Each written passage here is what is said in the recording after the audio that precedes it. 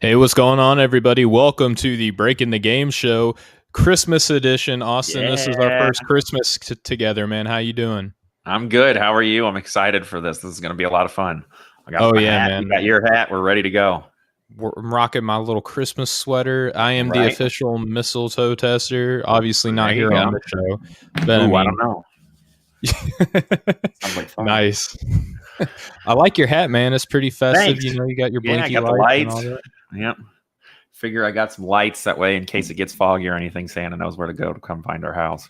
There you go. You got a couple days until that happens. Well, Austin, we have a very special treat. We're not just dressed up talking about the NBA today. We're doing a little gift giving, and we're going to ask a very special, request from the NBA this season. We're going to lead off. Each of us are going to kind of exchange what gift we would like to give every team in the NBA. We're going to Yes, do it sir. alphabetically because there's a million other ways we could do it. I like the alphabet. Without the alphabet, we're just animals, Austin. Right? I agree. We might as well do it alphabetical. I Might just as pretty well. much listen to your direction and do whatever you tell me. So Well, I appreciate that. At least somebody, around here listens to what I have to say. I greatly appreciate it. Nice. Well, Austin, do you want to lead us off? We're going to start with the Atlanta Hawks because last time I looked, they start with an A, and that's the first letter of the alphabet. yes, sir. So this year for Christmas, I decided to give the Atlanta Hawks a disgruntled NBA star to ask for a trade. Obviously, James Harden has already done so, but I don't know that he's necessarily a fit. And I just feel like the Atlanta Hawks, no one's kind of got in a better position right now to put together a real awesome package of star player, of young players and assets to try to get a star.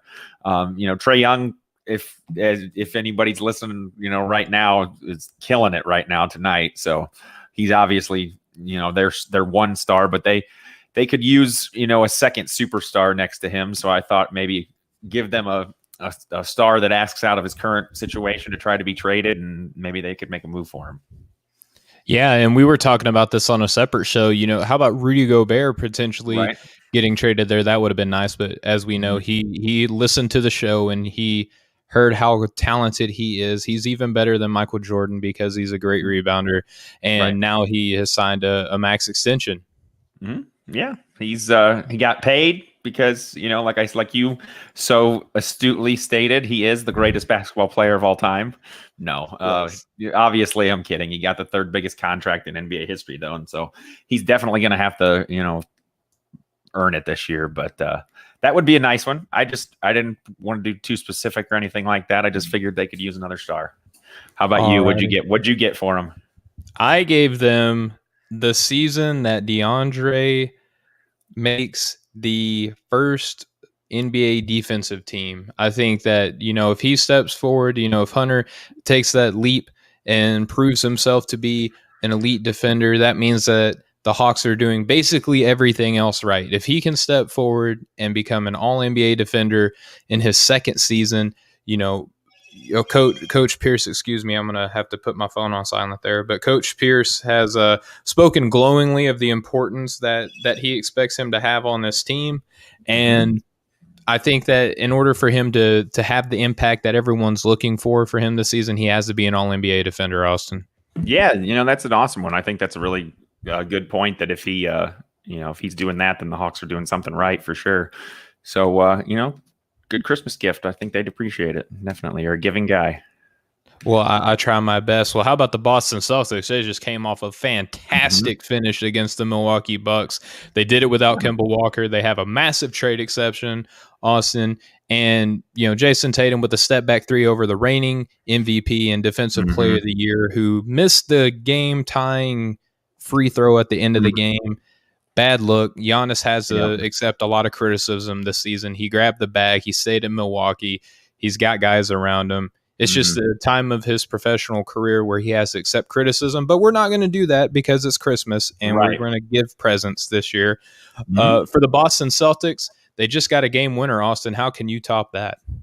Well, I don't know if it can top the emotional feel of a game winner, but what I got for the Boston Celtics was a terrible start for the Indiana Pacers, and then to decide that Miles Turner and Domantas Sabonis can't play next to each other anymore and make one of them available. I believe it will be Turner, and I think if the Celtics got a second chance to get him on the open, if he came on the open market and the Celtics had another opportunity to get him, like I think they did in the offseason that they missed out on, I think they would definitely be smart to jump on it, and he could kind of be that missing piece, because I still think they need a better big man. I'm not sure Tristan Thompson's the answer. He had one good finals, I think, in Cleveland, and one good playoffs, and got that huge contract. And since then, I mean, he got out rebounded by a point guard in the finals the one year, and they need a big guy that can kind of protect the rim and rebound and stretch the floor. And that's exactly what Miles Turner does. And I think a lot of fans probably in Boston are pretty upset that they didn't get him the first time around when they had the opportunity to try to trade Gordon Hayward for him. So maybe now they can use that trade exception and something else to add to it to lure him to Boston now. So I only think that's possible if the Pacers have just a really, really rough start, which they didn't tonight. So maybe It won't happen, but you never know. It is the magic of Christmas. It could still happen. Yes, the allure of a Christmas miracle is out there. And I will point out that Tristan Thompson had a really good game. He was the opening points for the Boston Celtics this new year. I am going to give the Boston Celtics something that everyone has wanted from them for years and years and years. Danny Ainge is going to make a move, and it's going to be a good move. He's going to use that massive trade exception, and he's going to bring in LaMarcus Aldridge from the San Antonio Spurs. He's going to give them an upgrade at the big man position. And I just want to give a shout out real quick to my buddy Philip Tross, who says, "Happy holidays, fellas." And Phil, same to you and yours, man. Much love, much respect, and many Christmas and other holiday blessings for you and yours, man. But yeah, that's what I'm going to give the Boston Celtics. Danny Ainge is going to make a move, and it's going to make a difference. And with what I saw tonight, I am in my feelings. I am in my Christmas spirit. The Boston Celtics could be the team that challenges the Brooklyn Nets this season. Yeah, they looked good. They were. I was pretty skeptical of them coming into the game without Kemba Walker, being out with the injury. I wasn't sure how they'd be able to keep up with Milwaukee, who just kind of ran through the regular season last year. I kind of figured Giannis would come out just motivated. That whole team would be motivated, and they played well. I mean, the three guys that they have, him, Holiday, and Chris Middleton, all look pretty good. But for the most part, most of that game, Boston was in control. Milwaukee had to make a serious comeback in the fourth quarter to even get it to the point where they had the chance to make that winning shot. So, Boston looked really, really good. Yeah, absolutely. And I just touched on the Brooklyn Nets. That's going to be the next team that we go to, alphabetically speaking, that is.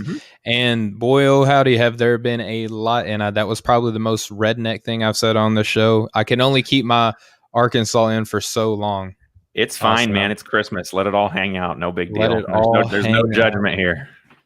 Dang right. All right. So we're going to get back to the Brooklyn Nets. They had a fantastic start to their season, too. They have had a lot of noise surrounding this team. And for everyone's credit, I'm not going to say too much because I don't know if you're going to give them a gift that touches on this. I'm really impressed with how they've started. Austin, what are you going to give Brooklyn? I gave Brooklyn a little bit of a time machine kind of gift. I gave him the 2016 version of Kyrie Irving. If he can replicate the way he played in the year that him and LeBron won the title in Cleveland, they're going to be extremely tough to beat, because look what he did in those playoffs, how many big shots he made. He was outplayed Steph Curry almost every time that they've gone head to head, just about, it seems like. And Steph Curry, is one of the best point guards in the NBA. But if he can, replicate that kind of play on the court, and along with his willingness to kind of get along with the media and not ruffle feathers, and because that was kind of before he demanded a trade, before there was any of this drama that surrounded him, until up to that point, he was just a number one pick that, had never made the playoffs until LeBron came back. That was really the only bad thing anybody had to say about him. So if he can get back to kind of that version of himself where he just, stays in his lane and plays his game, because he is a terrific player, I think Brooklyn, the finals are definitely the finish line for them this year. Yeah, and they've done great. I would like to give them lasting unity and cohesion on this roster. That's what I want to give them. It kind of touched. I'm sorry? I said peace on earth. Peace on a flat earth. Yes, I Yes, would like there to you give go. them unity and cohesion, all the sage that they can handle, whatever it Mhm. takes for this team to keep doing what they did in their opening night matchup. I don't want to give them James Harden. I think that Me that would either. be that's a lump of coal on my list right now. But since they're Right. playing nice, I want them to stay playing nice, and I want nothing but success for this Brooklyn Nets team. And the only way they're going to do that is for all of these, volatile chemicals working together, settling, not overreacting and combusting and causing a giant mess. And that is what I would like to give the Nets, Austin. Nice. I like it. I think that's a perfect gift. It's kind of along the same lines of mine. Just kind of feel like if they play their game and get along and don't let other stuff distract them, they're going to be hard to beat.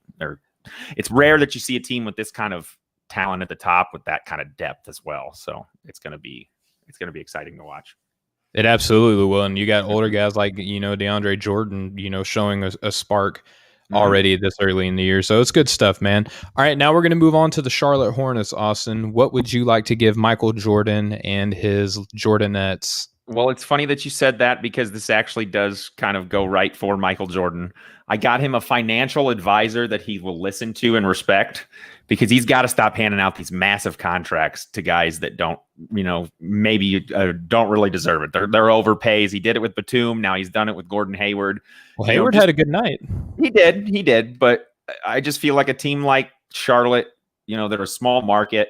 They maybe have to overpay a little bit to get stars, but he's overpaying to get guys that are, mid to upper mid-level talent. They're definitely not stars, not even really all-star level. And the guy's making ridiculous money for, somebody that's not going to probably make the all-star team. If they just kept their cap flexibility, especially with the, the pick of Lonzo Ball, and kind of tried to build this team a little bit slower through, the draft and through developing their young players, I think that's the better way to go for them.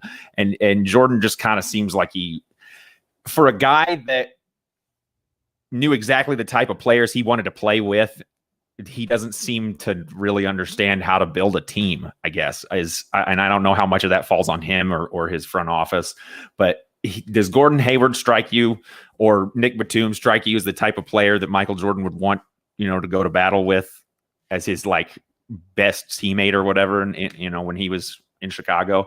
Because they don't, to me. I don't know. I feel like he needs someone that's going to, give it to him straight and actually have him listen and help him take the long route to kind of build a better team there in Charlotte, because he's kind of struggled for quite a while to get a good team there. Austin, after what we've seen this season with this past season with The Last Dance, I cannot believe that you would go out on such a limb to say that Michael Jordan has a little bit of a spending issue. I don't know where you got that from. Right. Yeah. It just, I don't know. I was trying to be weird. It came out of the blue. Yeah. I'm totally shocked that Michael Jordan has a little loose with the money there. Right. But what I would like to give the Charlotte Hornets is this thing that they needed tonight in their very first game. LaMelo Ball in 16 minutes was absolutely scoreless. Only had 3 assists. The one thing that he's good at, he only had 3 assists. So what I would like to give the Charlotte Hornets is I would like LaMelo Ball to have great shooting and at least league average defense. That's what I would give the Charlotte Hornets, so he could live up to whatever potential that everybody else saw in him. Because as I've said over and over again, Austin, when your starting point guard can't shoot and he can't defend, he has to be elite at what he's good at, and he has to be league average at what he's terrible at. And that's really, really hard in today's NBA for those things to happen. And LaMelo Ball, I would just like to please give you shooting and defense to go with your, beautiful playmaking abilities and your charisma. That's what I would like to give the Charlotte Hornets, Austin. I think that's a great pick, or a great gift. I mean, they definitely would love that for sure. And I don't know what went on with him tonight. He struggled mightily for a guy that I picked to be as my rookie of the year. So he's not starting off well. My rookie of the year and my rookie of the year and my MVP picks are looking rough so far. So hopefully you'll get them right, and we can, at least one of us can brag.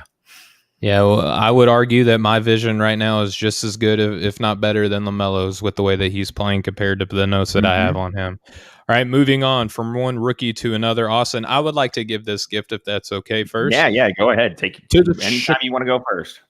All right. Well, to the Chicago Bulls, I would like to give Patrick Williams a Rookie of the Year season. He has impressed in the preseason so far.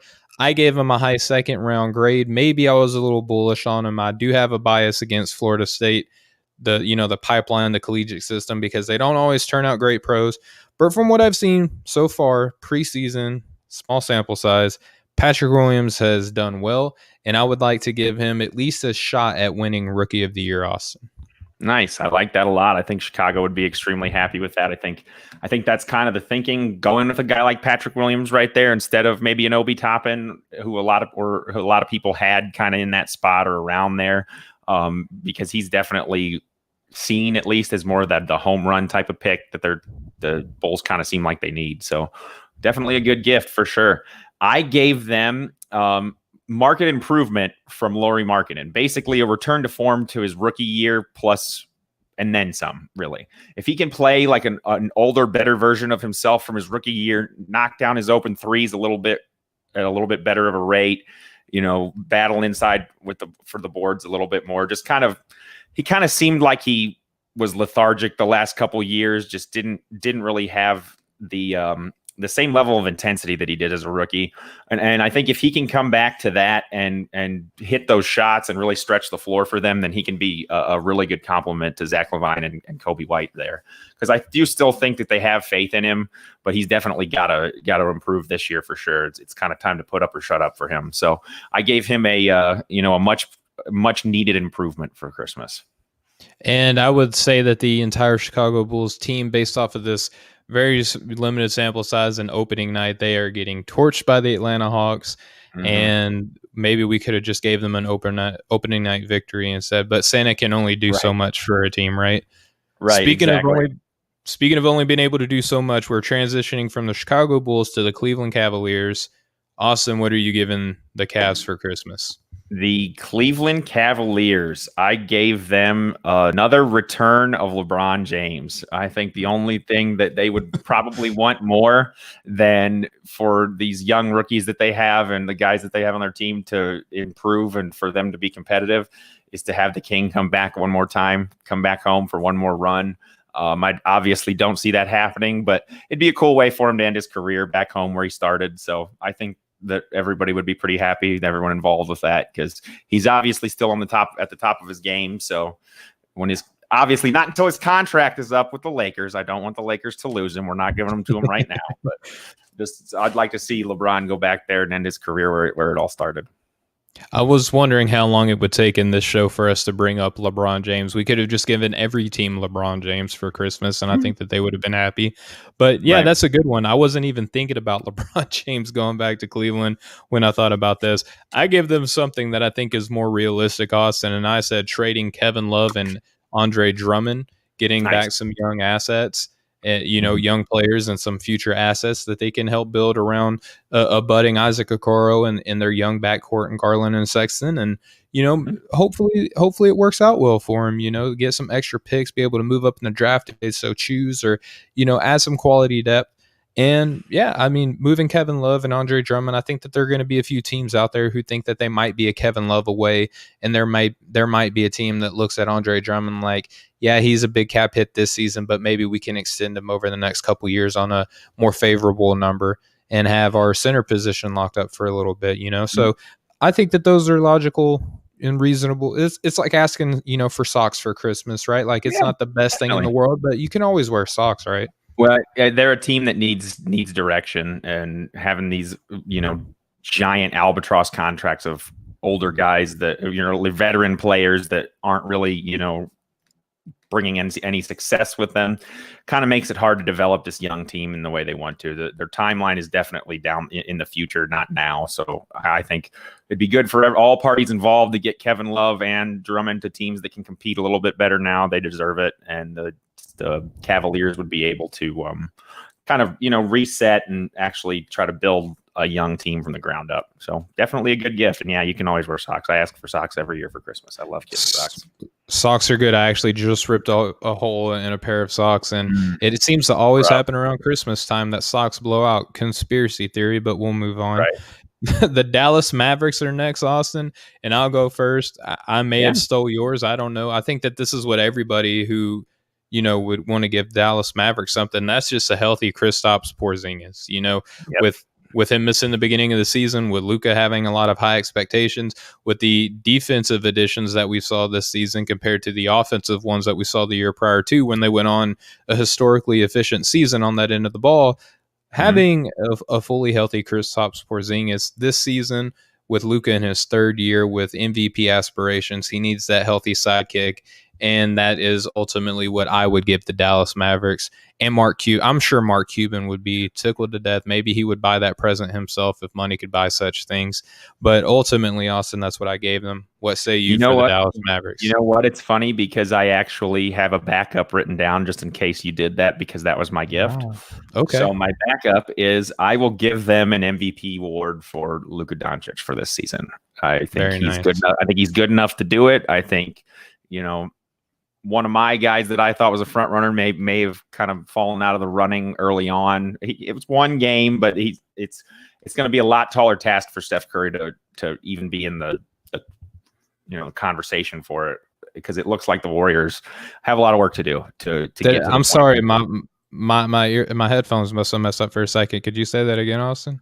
I said I feel like it's going to be pretty hard for Steph Curry to even be in the conversation because the Warriors are going to have a lot of work to do for sure. Oh, okay. So yeah, I guess I'll give it to Luka since that was your pick, and at least one of us could be right then. And if the show's right, technically I'm right, so I'm okay with that. There you go. I'm part of the show, so the show got it right. That's what really matters. And I just think he's bigger than all of us. Right? Exactly. Breaking the game is what matters here, not us. Yes, you're 100% right. I just think that obviously, if he has an MVP level season, they're going to go far, and they're going to go as far as he takes them. And if you already gave him a healthy KP, he wins an MVP, we could be talking about a Western Conference Finals appearance for sure. And Dallas Mavericks fans would go Christmas caroling over yes, such. They would. Mark Cuban would probably be right out in front. Yes, Ebenezer Scrooge himself would be right out front. All right, exactly. Well, we're going to transition now to the next D team, and that's going to be the Denver Nuggets. Austin, I'm very interested to see what you gave the Denver Nuggets. I gave them a star leap for Michael Porter Jr. I gave them basically he's gonna make the turn, become a superstar, kind of take over as the third guy between the Joker and Jamal Murray, but even maybe better than both of them already. Just he makes the leap. He's one of the NBA's elite right now. Congratulations, Denver. He's shown the flashes, but he makes a legitimate jump this season, kind of like similar to what Brandon Ingram did last year. Maybe that level of an improvement. They're going to be really, really hard to beat for a long time because they're a fairly young, deep team, and if he kind of turns into what a lot of people think he could, then the sky's the limit for them, just like Dallas, I think. Okay, that's a fair one. I said thing, and I was even more specific on it in case the off chance, because our great minds sometimes do think alike. Mm-hmm. I said Michael Porter Jr. takes a big leap, but especially on the defensive end, because what they lost in Jeremy Grant, Paul Millsap has one more year. They kind of bring him back because oh no, we lost Grant. We thought that we were probably going to keep him. He's gone. Please come back. We'll pay you, decently well for your 1 year. And I think that Michael Porter Jr., if he can at least be league average, if not just slightly above average, I think that that's what the Nuggets need from him the most, especially with his size, his length, and athleticism. I think that if he can become a net, flush to slightly above average defender, that would be a huge and incredible jump for them. Mike Malone is kind of that old school type guy. I'm sure that he's kind of harping for that defensive energy for Michael Porter Jr. this season. The play passing lanes, maybe become a decent, from behind blocker a la LeBron James. Probably not going to be that good at it, but you get what I mean, right? Use his length to time blocks a little bit instead of just being an aggressive shot blocker. I think that if he can become like I said, an average to slightly above average defender, that would be a huge leap in his game, because we already know, he can handle the ball, he can shoot, he has the ability to run the pick and roll a little bit. And I think that his handles are going to, eventually become somewhat of a weapon for him. He might not ever be like a dynamic off the dribble, playmaker, but use it a little bit to his advantage, like a Giannis, so to speak. Yeah, definitely. I agree. And it should be noted that since we're talking about Denver, I do want to mention that if they were going to need Michael Porter Jr. to make that leap to kind of make up for the loss of Mason Plumlee, right? He was the leading scorer for the Pistons tonight. So obviously they're going to miss him. We talked about that the last time we were on together. So I just thought that was funny. Well, speaking of Mason Plumlee and where he went, and Jeremy Grant, they both ended up taking their talents to the Motor City in Detroit. And Austin, I would like to give the Detroit Pistons just a direction. That's all I want to give them, because it seems that they have a whole lot of bigs. They have you always want to have a collection of young guys and veterans, but it seems like they have like super young and pretty old. It doesn't seem like they have a lot of that, league average age, at least at face value. I could probably be looking at it a little bit more critically, but it does seem like they have guys that are a little bit past their prime, and then just guys who haven't even got into it yet. And I'm mainly looking at, the comparison between a Derrick Rose and a Killian Hayes. You know what I mean? Like what are you doing with Derrick Rose? He had a great, game tonight. And then Killian Hayes looks to be kind of a potential star in the NBA. I don't look at him that way, but there are some who do. You got Jeremy Grant, who's a younger guy. You got Mason Plumlee, who's kind of in between, but they just have a bunch of centers. It doesn't, they got Dwayne Casey as their head coach. He's not really like a developmental guy. He's more of like a playoff coach. So it's just kind of weird. It doesn't fit. They're just kind of like a little, like a geoid. You know what I mean? It's just, they're just oddly shaped. They're not, their age, their timelines don't really jive together. I just want to give them a direction, Austin. Yeah, I like that a lot. I actually flirted with kind of doing the same thing, but I gave them a healthy Blake Griffin for Christmas. I just feel like looking up and down that roster, unless you're really excited and really high on Killian Hayes, who do they have that really excites you? There's for the future, I mean, in terms of like a star, Jeremy Grant's a fun player. He's a good pickup for them for sure. But they also had Saddiq Bey and Isaiah Stewart too. So just, a few young guys, Right, but nobody that you look at and you say, oh, man, this guy can be our guy, for the future. That's going to be the guy that we build around. And the last time we saw Blake Griffin healthy, he averaged over 26 points per game on over 50% from the field. And he had arguably one of, if not his best seasons in the NBA in terms of just overall production. And if he can come back and be that version of Blake Griffin again, at least it gives somebody for Detroit to be excited about it, somebody for the fans to kind of rally around and give this team kind of a feeling like, okay, there's a reason to go there and watch them, or there's a reason to turn them on TV. Because right now, unless that somehow they get on some kind of crazy winning streak and are really, overachieving, there's just not much excitement there for me. So I think everybody in Detroit would be happy to have Blake Griffin. Whether or not they use him as a trade piece after that, that's up to them. But I just think his health would go a long way to help them. Yeah, and who else health would go a long way to help somebody? Well, I'm not going to speak on that yet, because our next team that we're going to be talking about are the Golden State Warriors. And Austin, to me, there was one glaring gift that they could use, but I'll go ahead and let you. Yeah, it's definitely a new Achilles for Klay Thompson. I think we probably both thought the same thing. So I won't talk about it too much, but I feel like if Klay and Steph were back together and back to, they had the Splash Brothers back, those guys seem to feed off each other. Obviously it's one game. Like I said, I don't want to get too, over the top about this, but Steph looked lonely out there. He needed some help, and he played an absolute buzzsaw. The Nets were ready. KD was probably more ready than anybody in the NBA to get back out there and show what he could do.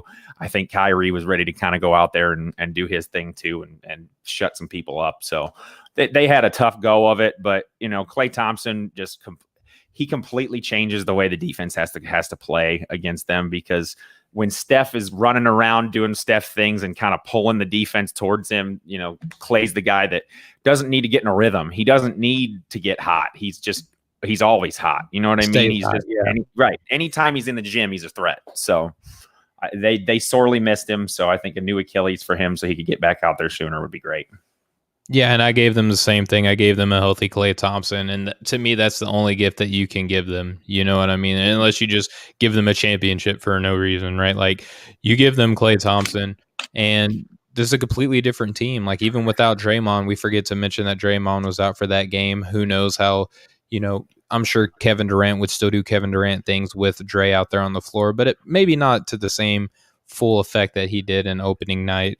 And Steph really does benefit from the ability to take over long stretches of the game, and it just helps him offensively. And this season Steph Curry is going to deal with the same problems that like almost every other point guard in the NBA has to deal with, right? And I'm not going to get negative, but having Klay Thompson healthy would be the absolute best thing for just the NBA in general. I think would benefit from having Klay Thompson back, but specifically for the Golden State Warriors. Austin, we're going to transition now to a team that I have just I don't know really what to give them. It's the Houston Rockets. I want to give them the win in any trade that James Harden is in. I want the NBA to find the mess out of James Harden. I want them to take this problem out of the Rockets' hands and just lay the hammer down. And I said that I don't want to be negative, but my goodness, it's every day it's something else with James Harden. And I would just love to give the Rockets, the victory now and the victory later, whatever deal they get back. I hope that they get, we look back 3-4 years down the line and say, oh my goodness, kind of like what the Pelicans did with Anthony Davis. Like obviously Anthony Davis is the winner, right? He got the ring. We just saw that, but it's hard to look at the Pelicans as losers in that deal. I was just going to say that. How often do you trade a handful of quarters for $1 bill and both teams end up coming out okay? Usually if you're doing that, the team that gets the quarters it loses that trade 9 times out of 10. And I don't think you can really say that New Orleans lost that trade. I mean, obviously, like you said, AD got the ring. He gets to play in LA with LeBron. He's a winner too. But look at that young, exciting core that they have. They're going to be good for a long time. Yeah, and that's what I want for the Houston Rockets. I want Harden to get in a lot of. I really want him to get disciplined the way that he has earned. By the way, like I don't think that it's unwarranted. I want him to be disciplined the way that he's kind of just come out and earned it and owned it. And I want them to win whatever deal that they get in exchange for James Harden. You know what? I wholeheartedly agree. I gave them a trade, any trade. You were a little more specific and a little bit nicer. I just said, get him out of here at whatever it takes, get whatever the cost, get rid of him. I like what you were saying today on Twitter and here now, just send him home, get him out of here. So what if you have to pay him? Just don't let him play basketball until he decides that, he misses it and he's willing to act like an adult and like a professional, because some of the stuff he's doing is so ridiculously childish.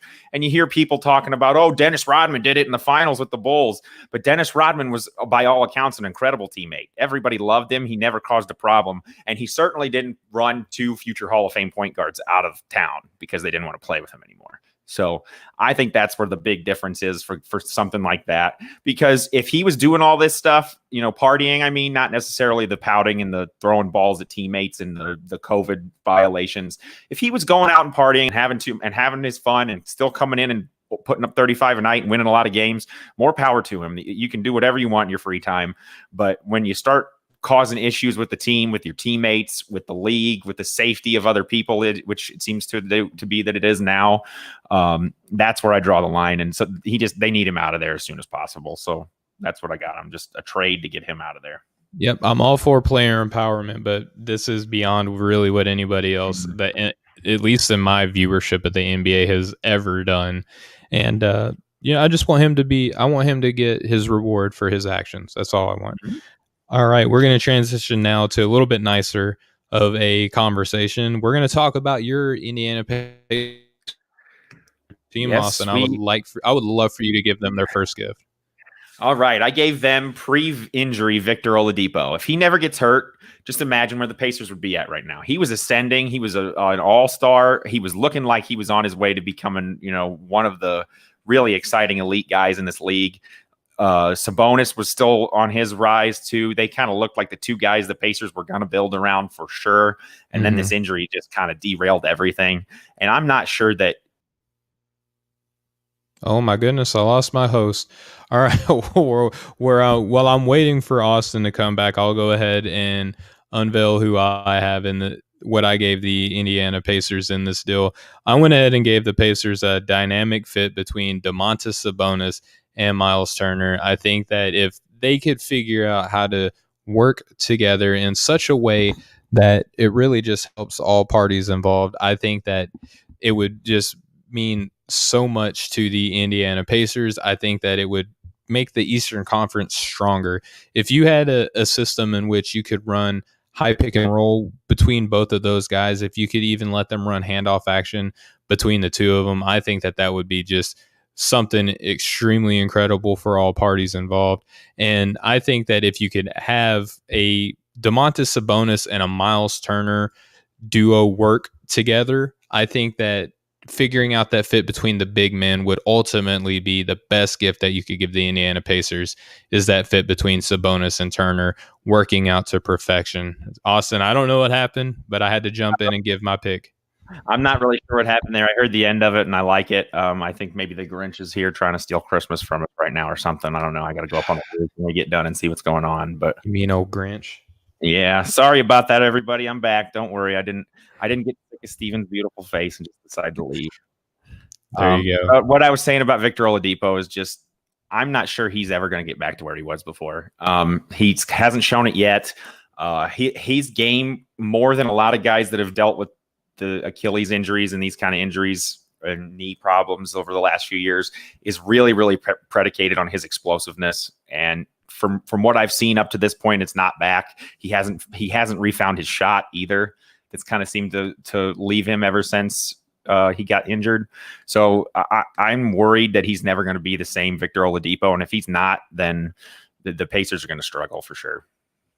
Okay, so you're giving them a healthy Oladipo. I'm giving them a dynamic between Domantas Sabonis and Miles Turner. And it looks like, they did all right against the Knicks. Sabonis was a force to be reckoned with. And it ultimately was too much for the Knicks to handle in that last, half of the fourth quarter. All right, we're going to transition now from the Pacers to the Clippers. And I had originally given them a gift, and I said a true lead guard, maybe even a Derrick Rose. But I want to take that away. I'm going to give them this season, Austin. I'm going to give them a season that matters. And here's why I say that. I'm basing this solely off of opening night, where it seemed like there were just so many built-in things that you can argue to say that for the Lakers, this game didn't matter, but had they won, they would have got their rings and they would have beat the team that was, that a lot of people are saying like this is their obstacle in the Western Conference again, much like last season. I just want to give the Clips a season that matters. I want them to have a season to where if Paul George has a good game, we can say, hey, Paul George had a good game, instead of saying, hey, let's see what happens in the playoffs. Or, hey, when they're blowing out a good team and playing well against a good team, I just want people to be able to say, hey, the Clippers played a good game, not like, oh, we all know what's going to happen in the playoffs. They don't have dynamic leadership and all these other things. I would just really love to give the Clippers, because I don't know if they're supposed to lose. Like, I don't know what are the Clippers supposed to do? Are they just supposed to go out and lose because that's just what everybody thinks that they're going to do? Like, are they supposed to just let the Lakers win? Like, I'm confused on what they're supposed to do. I just want the Clippers to have the season that matters, Austin. I like that. Paul George can't win for losing. He goes and has 33 points last night and looks terrific. And then he's on TNT kind of getting smack talked by Charles Barkley and Kenny the Jet Smith afterwards. And then they have a conversation about a guy in the name of James Harden, and Paul George is sitting there like, right, exactly. It was weird. You could tell they didn't really, so cringy. They didn't really want to talk to him. It seemed like, kind of like I don't know. Like, they questioned him when he said he let the game come to him, and they're like, well, you got to be aggressive. And he's like, well, I don't know. It was weird. It was a weird interaction. It was so cringy. Think about it like this. If the Clippers win like they did, everybody on social media and everybody in the media, oh, it's just one game. It's not that big of a deal. It's the opening game of the season. If they're the opening night champions of the NBA. Right. Congratulations. If they lose, then it's obvious. See, there they go. They lost. They can't do it. So either way, they're kind of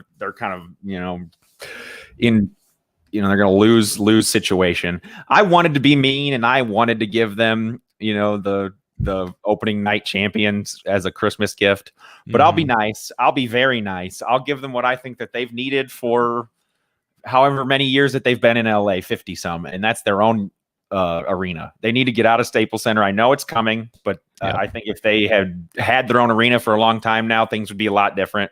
I'm pretty sure it's not fun hearing all the stuff about, when the Lakers play, all those banners are hanging there. And then when the Clippers play, for a long time, they had to sit there and look at them. Now they at least cover them up with big giant selfies.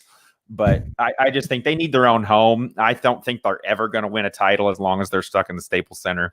There's just something about it that they're never going to be LA's team. They're not ever going to be. That's not going to be their town. So even if their arena's in like a suburb, that'd be great. But just in general, they need their own home. I think they'd love it. I think they don't really like being down the hall from the most, one of the most dominant franchises in NBA history. And I know Lakers fans want them out of there. The Lakers don't really want them there. So let's just, make all parties involved a little bit happier and give them their own place to play.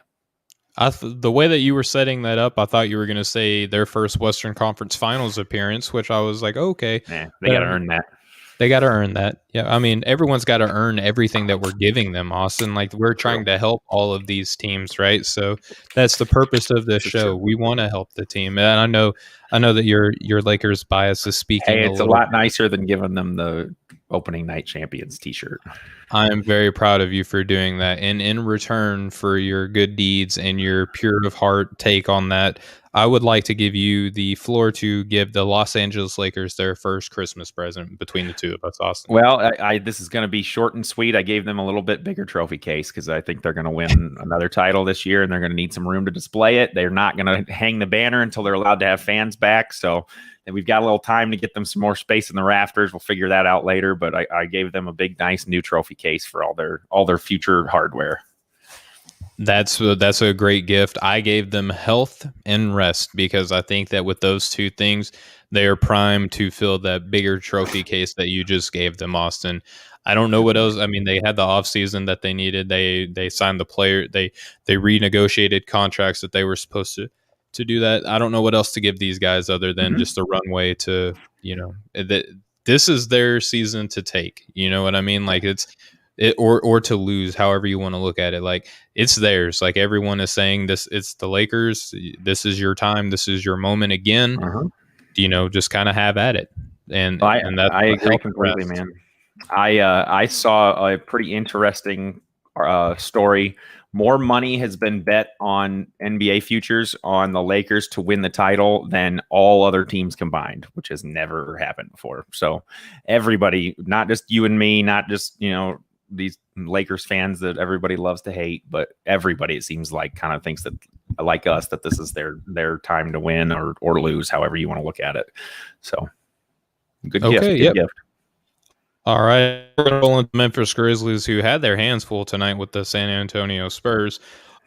I want to give them, Austin, and before I give them their gift, we did our preseason preview and we did the conferences. You had the Grizzlies in the playoffs. I said that this is going to be the season that they take a step back because we see this with young teams all the time.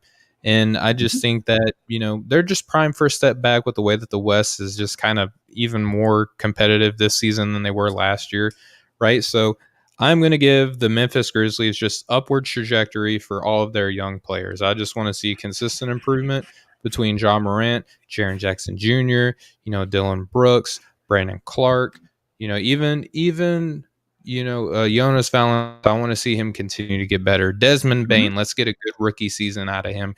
Grayson Allen, let's get just upward trajectory all around. For Anthony Melton, all these guys. Let's just get trajectory. I don't have them making the playoffs, but I just want them to get better this season from the season prior to you give the Memphis Grizzlies. I gave them the the speedy and healthy return of Triple J, Jaren Jackson Jr. I think he was starting to kind of figure things out, so to speak. He's always done well in his time in the NBA, but in the bubble right before he had that knee injury, he really looked like he was getting ready to take off. And I think him and Ja Morant are going to make a pretty dynamic duo of their own in the future. So I just think, I like him a lot. I like watching him play. I think Memphis fans like him a lot. He seems like a good guy that plays hard. So I just want to see him get healthy and get back on the court as soon as possible, and keep improving the way he was, and show that those couple games in the bubble weren't a fluke. Fair gift. I mean, they're just kind of one of those teams. Is like you don't really know what to get them. I feel like how my wife shops for me. Like I'm shopping for the Memphis Grizzlies. Like I don't know what to get them. Let's just get them something nice. Just get them a nice coffee mug or something like that. Something that they can use that's practical. But because the Grizzlies are it's just not their time. But they'll get there. All right. So the defending Eastern Conference champions, Miami Heat, are next. Austin, what would you like to give the Miami Heat? I gave them Bubble Tyler Hero for all year long because boy, did they need that tonight. Yeah, I've seen a lot of hot takes out there. Really popular one going around is that the Miami Heat were a bubble aberration and that they're not going to be that good when they have to play, in the playoffs and actually go on the road. And Tyler Hero seems like somebody that he either spent that time off getting better and getting significantly better and working on his game, or he was just somebody that fed off not having fans there and the maybe slightly less pressure from that. So they have to hope that's not a fluke. They have to hope that he can play like that all year round. And if he does, obviously, if he does, he'll justify them not agreeing to put him in a James Harden trade. If he doesn't, then it's going to look like a bad move. So I think they really have to want Tyler Hero to be Bubble Tyler all year. Yeah, he had in their loss against the Orlando Magic. He had 13 points in 32 minutes. Not the most efficient night, but ultimately, it's the beginning of the season. Again, it's kind of one of those things like how much stock do you put in opening night, right? So I gave the Miami Heat the same result this year as they had last season. I think that people are kind of giving them that same, like you mentioned, you just touched on it, right? Not a lot of people would have projected them to be the representative in the Eastern Conference Finals. I wasn't at that point until about, February and March where I was like, the Heat could make the finals, and I wouldn't be surprised. They weren't my pick, but, I could definitely see that happening. I would just like for them to have the same result this year. Just people sleep on them.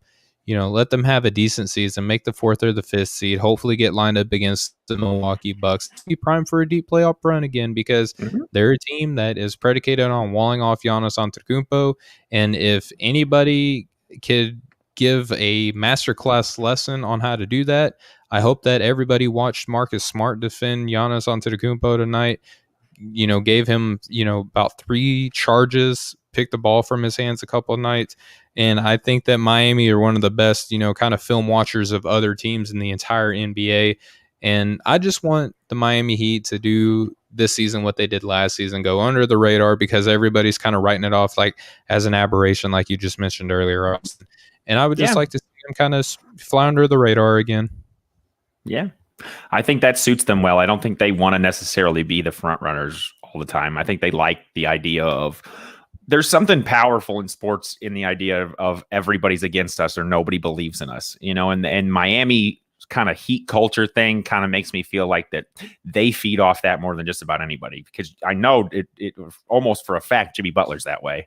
So, when he's backed into a corner or when he feels like it's just me and my teammates and nobody else thinks we have a chance, we're going to go out here and prove all these people wrong. And I think they like that. And I think the Miami Heat fans kind of like that underdog kind of feel that they had, because I don't think outside of you, there weren't a whole lot of people I heard talking about them going to the finals. I think a lot of people thought they had a good chance to beat the Bucks. I heard that on ESPN radio, at least some, because they just match up well. But I don't know if anybody thought they could beat Toronto or Boston last year. So, if they can get that kind of same feel, I think they'd be happy with it. Right on. Yeah. And we're going to bounce from them to the team that we just talked about, them beating out the Milwaukee Bucks. I would like to give the Milwaukee Bucks a season that makes Drew Holiday happy. Tonight was not the best step in that direction, losing in a close game against the Boston Celtics without Kemba Walker and without them using that trade exception to get LaMarcus Aldridge that I gave them earlier, right? So I would like the Milwaukee Bucks to make Drew Holiday happy this season because he could end up walking after this year, and then all that they gave up for him would be for naught. I don't want that to happen. I want Milwaukee to be happy. I want Giannis to stay. Tonight is about giving gifts, not taking away. I want Drew Holiday to have a season worth remembering and a season worth being happy about, and then ultimately re-upping with the Milwaukee Bucks. Austin, what would you like to give them? That was a great pick or gift. It just started pouring down rain here. It kind of scared me. I wasn't sure what I was hearing. I thought you were in trouble. Yeah, no, I'm sitting right by the back door and there's rain pounding at it. So I'm good. I'm not in trouble yet. We can keep going.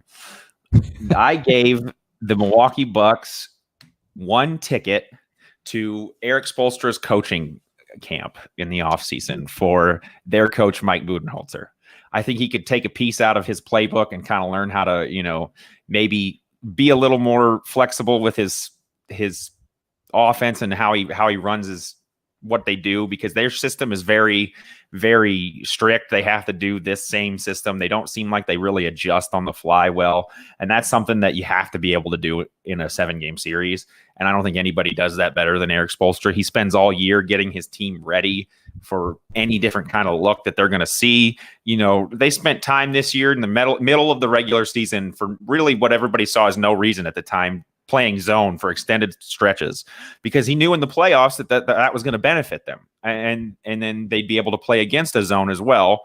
And we saw when it came down to it, the Bucks couldn't make the adjustments they needed to make to really be competitive in that series. And that's kind of been the book on Budenholzer's his whole coaching career, is that his system's great when you only play a team once every couple of months and they don't have, 4 or 5 chances to kind of adjust and change things, because it seems like when a good team does that, they don't have an answer. So if he could learn to, give up his system sometimes or expand it at least and develop a way to kind of go to something else when they need to, I think that would greatly help Milwaukee have more success in the playoffs. Yeah, and I think that he did take a little bit of a step in that direction, because Chris Middleton played 38 minutes tonight, Giannis played 36, and Drew Holiday played 38 minutes. So, he played his starters greater than 30 minutes tonight. So that's there you go. Maybe he's already been there. I don't know. But if he has, 2 years won't hurt him, and suppose a good coach. Yeah, I mean, his best player came up not clutch in the closing moment. So he does need to go to that, Eric Spoelstra Academy, so to speak. All right, we'll transition now from the Bucks to the Minnesota Timberwolves. Austin, what did you give the Wolves? They already got the best player in the draft that you said, right? So I don't know what else you can give them. I don't think so. I picked a random guy and said, hey, this guy looks good. He might become a star. We'll see. I didn't know anything about any of them, Stephen. What are you talking about? I know a little bit about LaMelo Ball because of LeVar. That's about it. No, yeah. I gave Minnesota a mean streak for Karl Anthony Towns, a little bit of grit, I like it. Some fight in him, because his numbers haven't done anything for them, and he is incredibly, incredibly talented. He puts up huge numbers. He's arguably, in terms of fantasy value, the most valuable fantasy basketball player there is. He shoots free throws well. He shoots threes well. He can score. He gets a lot of rebounds, but he kind of just doesn't ever show up in the big moments. He doesn't really, it hasn't. Oh no, did I lose him? Off a little bit. Oh, I think I'm losing him. Yep. There you go. I'm back again. I about got upset on air. I'm sorry. But I just think Karl Anthony Towns needs a little bit of a mean streak for them to kind of take the next step. And I love that one. I was nowhere near that frame of mind. What I want to give the Minnesota Timberwolves this season is just no noise. I don't want there to be noise like what we had this offseason with, Malik Beasley.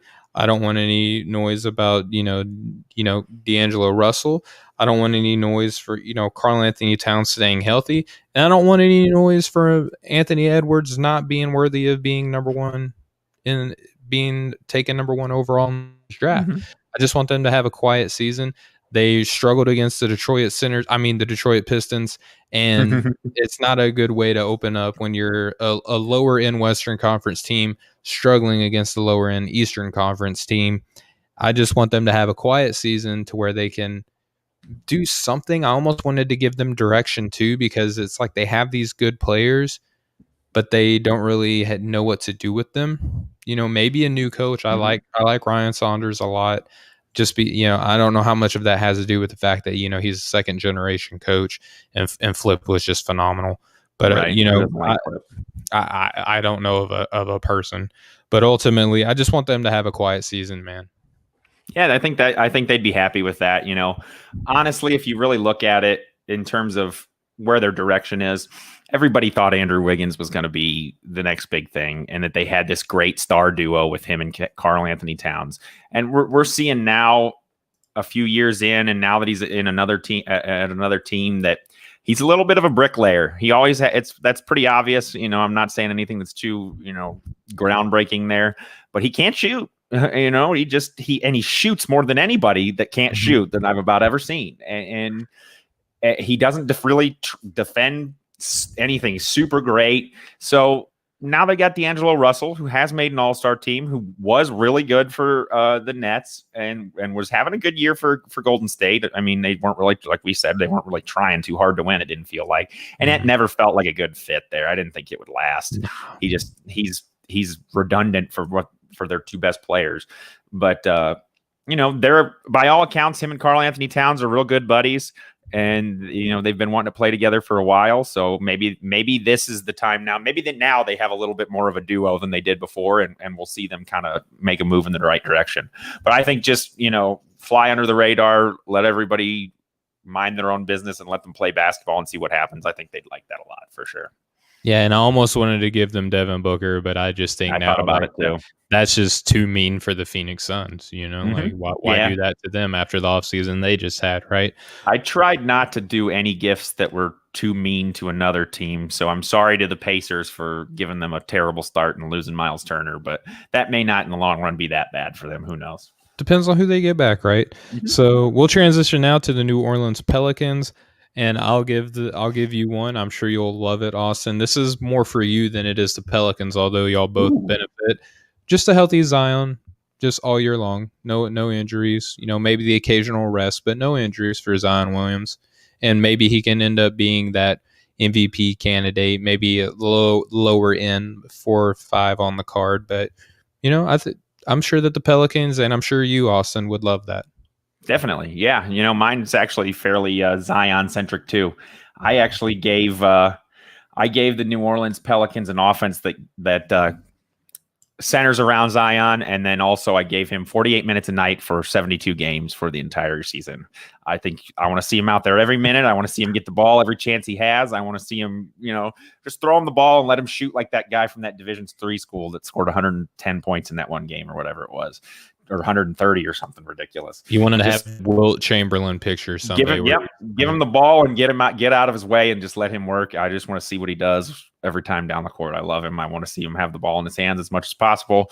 Obviously, that's not realistic, but mainly, get rid of these minute restriction ideas. Keep him on the floor the majority of every game. Have him out there for every game, and see how far he can take them, because they looked good tonight. He didn't have huge numbers, but they had a lot of a pretty well-rounded production from a lot of guys, so they looked good. Yeah, I mean they're just coming off of a victory against the Toronto Raptors, which our future guest Jade, I'm sure that she's not going to be too happy about that, but she gets to do a show with us, so I'm sure she'll be all right one way or the other. She gets a win at least at one night this week, so that'll be fun. But yeah, I mean, a healthy Zion, a fully extended version of Zion, I'm sure would be phenomenal for anybody. That's a win for the league too, by the way. Just putting that out there. All right, now we have the team now that, again, like 2/3 of our network or just have such an affection for, and that's New York Knicks. It's hard to give the Knicks anything because I think, Austin, you and I would both agree that they had a un-Knicks-like offseason. They made a lot of good decisions, and they have a new regime in, and they drafted well, and They weren't in headlines saying that they were going to sign every star free agent out there or make a crazy trade for a Russell Westbrook or a Gordon Hayward and or Chris Paul and not compete for this year. So what do you give a team that's making good moves? Well, they are making good moves. And, I thought about doing something to their roster, maybe, but then I really thought about it. The only thing that would be good enough for Christmas would be to get them competitive. And to do that by changing the roster or adding to the roster or whatever, it would have to be multiple gifts, like RJ Barrett to make a leap, Obi Toppin to be Rookie of the Year, Emmanuel Quickly to be, the steal of the draft. So I didn't want to give them multiple gifts to try to sound, like I'm sucking up to the boss too much. So I went in another direction that I think will ultimately affect them positively even better. And I got James Dolan to finally agree to sell the team. I think everybody would absolutely love if he was no longer, a part of the Knicks organization in any way. I think, Charles Oakley would be popping champagne bottles on, at center court the very next game they had. So I'd love to see the reaction around New York City and from our guys too, if that were to happen. So they would have a little bit. It was a little bit more for us too, because I would like to see those guys happy, and I think nothing would make New York Knicks fans happier than to get rid of James Dolan. So you're the person that we're the parents right now, Austin, that say no big gifts over this amount of money, and then you just say no, I'm going to be the cool parent and go out and buy them the latest. I'm going to get them a PS5, and I come in with a ball. You know what I mean? Right. Like I think that they would I think that they would still like my gift, but it's not, getting rid of James Dolan. Like, I don't know how you beat that for any team on my list right now. But in a season where I would like to see their younger guys progress, much like I said with the Memphis Grizzlies, I would like to give them at the end of the season Cade Cunningham. I would love to see the Knicks get that number 1 overall pick in a year where that actually means something this season. And I think getting Cade Cunningham to run alongside, RJ Barrett, Emmanuel Quickly, Mitchell Robinson, Obi Toppin, like you're starting to get a team that looks like they might be able to do a little something with some youth, athleticism, playmaking. They could be a really good team adding a Cade Cunningham, and then that attracts future free agents. So like this is a gift that keeps on giving. Maybe I'm just giving them a little bit of money in the account with a good interest rate that they can collect on when they're 18 years old and say, hey, look, I don't have to pay for college, or I can get a nice vehicle. You know what I mean? So this is a gift that keeps giving. I like Cade Cunningham ending up in New York. It's awesome that you picked that, because that was my original gift for them. And then I don't know when it came to me, I just thought, who hasn't talked about wanting James Dolan to sell the team? Everybody. I mean, they talk about it on SportsCenter like they have some kind of, skin in the game in terms of, right? Like it'll be good for them if he's gone, So obviously everybody wants the guy out of there. I think he needs to go worry about his little, rock band that he made, and that's obviously more important to him than the Knicks are. Just get him out of there. But, Cade Cunningham, talk about a guy that makes everything look effortless. He never really seems like he's sped up or trying or has to work too hard. It just comes to him. He's got the size and the handle ability and the passing and the vision to play both guard positions. And, I like some of these other incoming draft prospects a lot more than this last year. And yes. I have been doing a lot more research on them, but the more and more I watch, the more and more it's impossible to pick anybody else really to be the top guy. He just, he does everything that these other guys do, and he's bigger and stronger and just makes it look easier. So I just imagine him and RJ Barrett, if he has a better season, more efficient shooting, and then Obi Toppin, just how fun that would be to watch. Like at least the Knicks fans would have a young, exciting core to be excited about, and I think that'd be great. Well, between the two of us, Austin, we got rid of James Dolan, and they have the best prospect in this upcoming draft. And life is roses in the garden. Yes, it is. All right. Well, we have next up on our list, we have the Oklahoma City Thunder. And this is, they already have 1 million draft picks. I don't know what you give them. They have Shai Gilgeous-Alexander. They have a very intriguing prospect in Alexei Pokashevsky, who I thought should have been a second rounder, and he's already ended up on Shackton a full this season. So Hey, not looking good, but no. you know. He had some decent numbers in the preseason, but I mean, what do you expect from the guy? He's like about as wide as a piece of paper. He's as tall as both of us standing on top of each other, but we both individually weigh more than him. Yeah, probably. No, I mean, we absolutely do, but I'm not going to go down that road. So ultimately, they have intriguing prospects. They have a whole bunch of draft picks. My gift to them is that, a couple of these draft picks just hit. They just hit on a couple of these draft picks, and they have a chance to have 3 MVPs on their roster again, a la, KD, Harden, Russell Westbrook. Austin, what do you give the Thunder? It's funny that you mentioned that. Everybody likes to think back to that time when they had all 3 of those guys and what if they'd kept them all this time? Well, we're starting to see now that probably would have been a disaster because James Harden wouldn't have probably stayed in that 6-man role very long, very happy. So maybe it wasn't one of the worst trades ever. In the time it wasn't bad, but people look both ways at it. I think ultimately. Well, they don't have any of them anymore, Austin. They don't have any of the 3 MVPs. Right. I'm sure they would like to have hung on to one. Well, they would have liked to kept the other 2, but I just don't think the 3 of them together would have worked for long term like that, like that people think it would have. I actually went a little bit more specific with their draft picks in terms of my gift. I didn't want to give them more draft picks, or I didn't want to give them, anything really to do with trades wise. They already have the whole lottery in the 2024 draft. I'm pretty sure. I think they're just going to be able to pick all 15 guys if they want. So I actually went a different way. I gave them the ultimate winning ticket to this draft extravaganza sweepstakes that they've been playing. And I gave them the pick that lands them Bronny James and then ultimately brings LeBron James to Oklahoma City to play with his son. Because what better way to finally get a big time free agent to want to come sign in a city, in a small market like Oklahoma City, than to go get his son and knowing that, or at least what everybody says, that LeBron wants to be the first player to play with his son. So, if they can get both of them, even if LeBron's on his last leg in his final year, I think they'd do it. And I think they'd be smart to do it. And I think that'd be a lot of fun to see. So. I mean, that's good for Oklahoma City. I don't know how much Bronny and LeBron love living in Oklahoma City. Yeah, I don't think they'd be very happy with it. But this is about the teams, not the players. It's about the team, and plus, I mean, LeBron's got to live in Miami and LA. So I mean, he's from Cleveland. I'm sure if he can live in Cleveland, he can live in Oklahoma City. I don't feel too bad for LeBron because at that point he'd probably be load managing every other game and flying back and forth between wherever he lived then and Oklahoma City. So he'd be fine. He may end up owning the Oklahoma City Thunder at some point. There you go. Yeah. There you go. Right. Well, so we'll transition from the Thunder now, Austin, to the Orlando Magic. What did you give Orlando for Christmas? I like Orlando. I feel like they're a solid team every year. They just don't get talked about much. You don't hear a whole lot about them. They make the playoffs fairly regularly. Aaron Gordon was in the dunk contest, and he was one of the most exciting dunkers ever. And was robbed. Yes, he was. I agree. That was the craziest thing I've about ever seen from a dunk.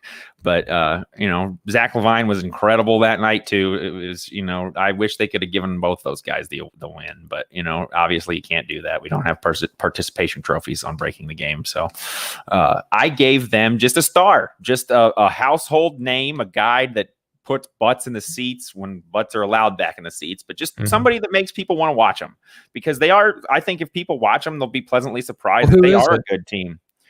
I just a star. I don't know who. I didn't get too specific. I just gave him a gift card, basically. Mm-hmm. Yep, I gave him a gift card for the free agency extravaganza of whatever year they want to use it, just whenever. I don't know. I didn't look too much into it. I like I said, I don't want to take away too much from one team and give to another. So it can be somebody they draft. It can be a current player. It can be one of their own young guys just exploding onto the scene out of nowhere. But I think they need a guy that's a kind of just becomes a household name and kind of gets the major market media kind of back looking at him, because I'm sure in Orlando, they're probably pretty popular because they are a fun team to watch. I just don't think that the national media talks about them hardly at all. And I wanted to give them somebody that is a little bit more of a draw.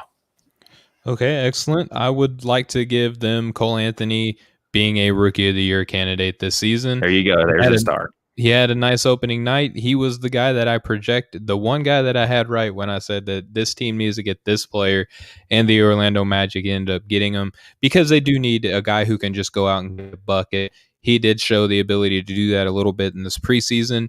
There was talk made about how does he fit between the college and the pros. He seems more like a pro player based on his success, in AAU, vice a slowed down ACC offensive system where he was given no favors or no much help at all. So I'd like to see him run the floor a little bit with, Markel Fultz, and, when Isaacs is back healthy and Okiki, he's looking like he's going to be able to do a little bit of something in Orlando. I would just want Cole Anthony to be successful in his time in Orlando, Austin.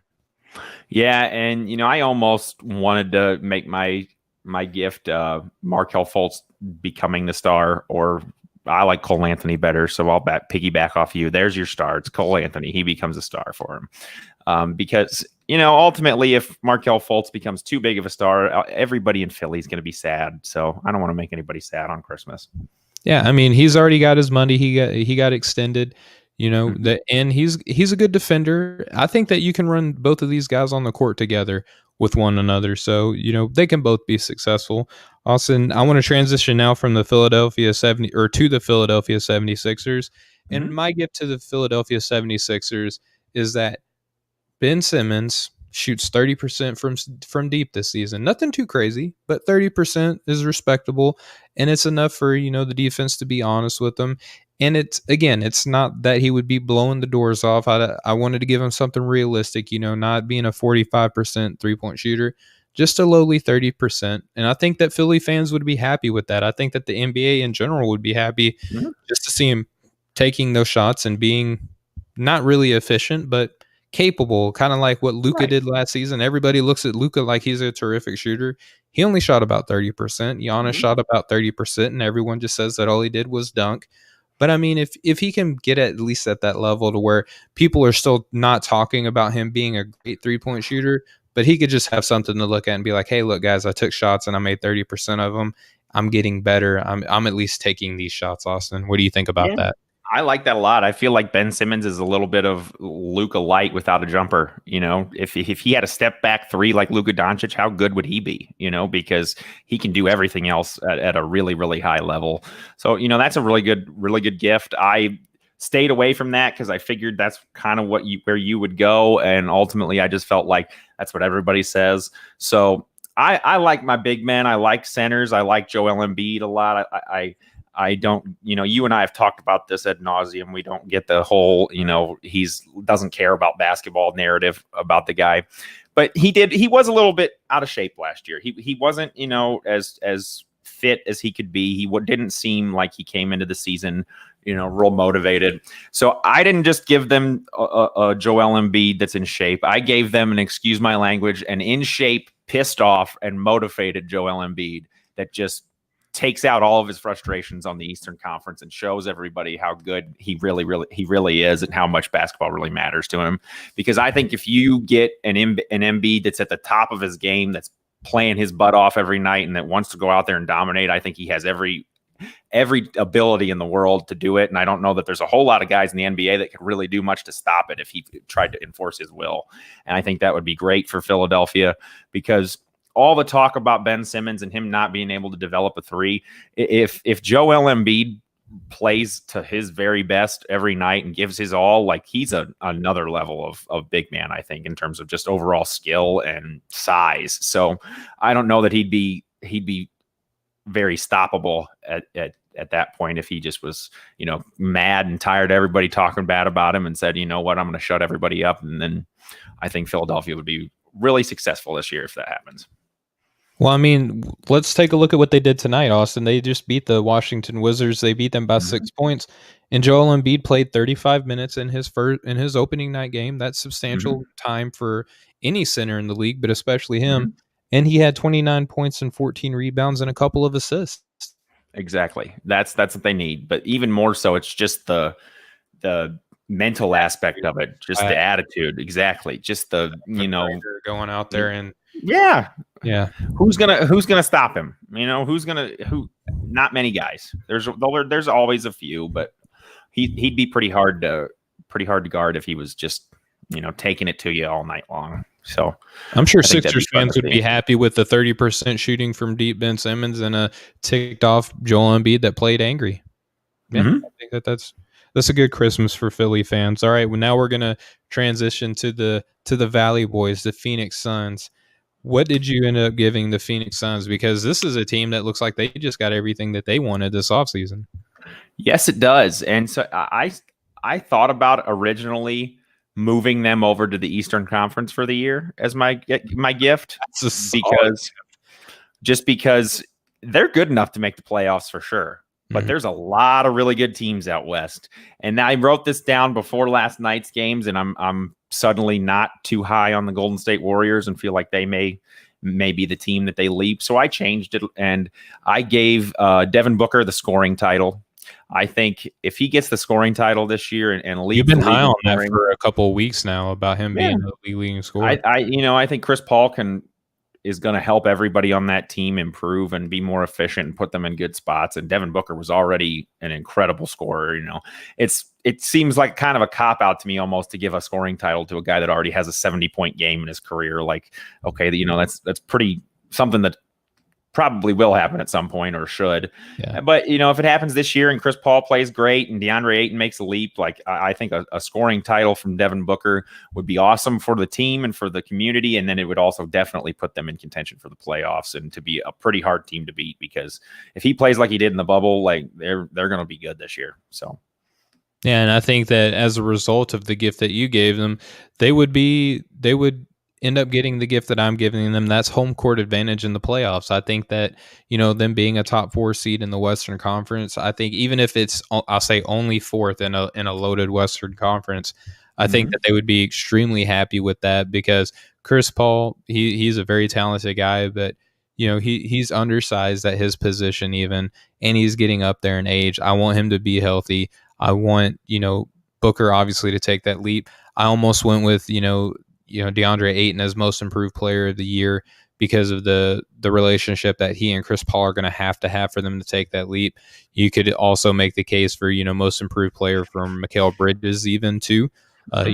Tyler Johnson, they got a lot of good play, maybe even a coach of the year award for Monty Williams, because Monty Williams is one of the most likable guys in the NBA. But ultimately, I think all of those things will happen if they end up getting what I give them for Christmas, and that's home court advantage in the playoffs.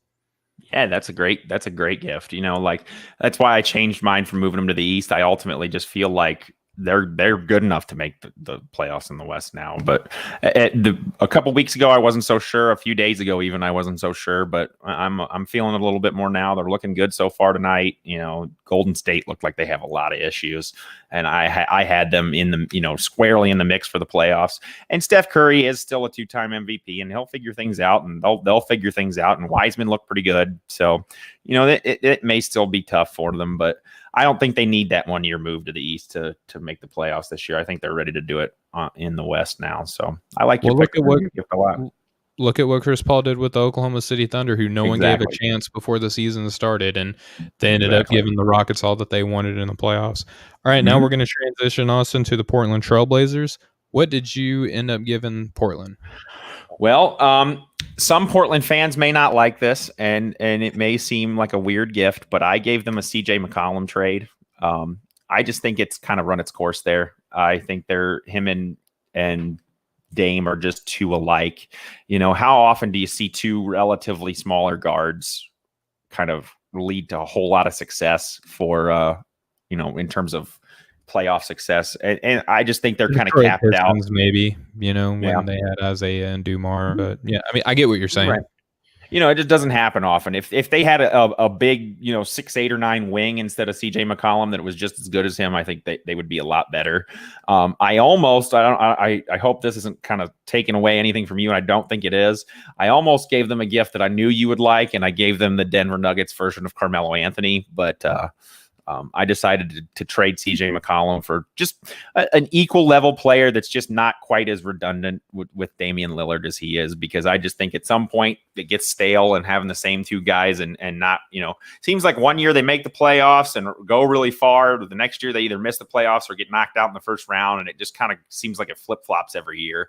And I think Damian Lillard is one of the elite players in the league. And I'd like to see what he could do with another, second guy that's not basically maybe DeMar DeRozan.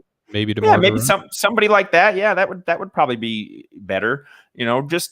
Somebody different, just to kind of shake things up, because I think eventually, quicker than people realize, teams kind of reach their peak with who they have, and once you do that, you have to figure out some way to change direction.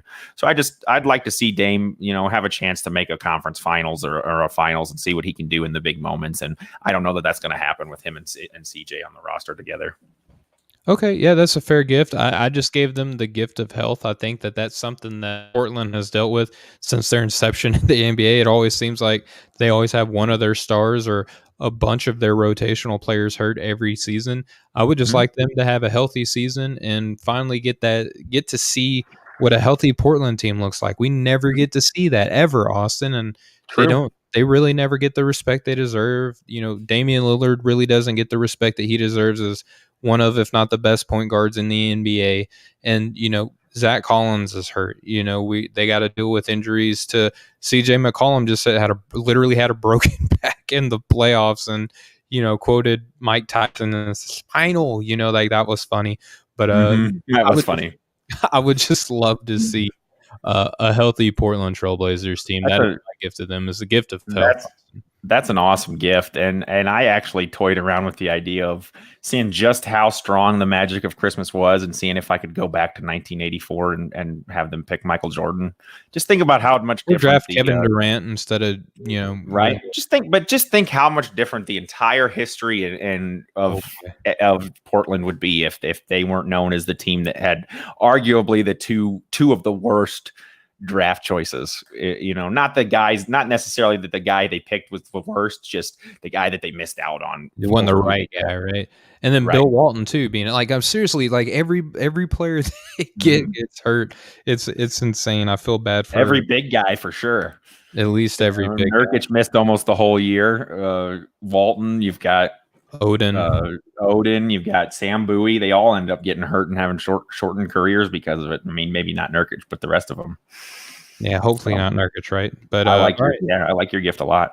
The gift of health for just one season. I would love to see Portland healthy. It would be really, really nice. But now we're going to transition to the Sacramento Kings. They had a great draft. They lost Bogdan Bogdanovic for nothing. They didn't keep his restricted rights and then try to trade him.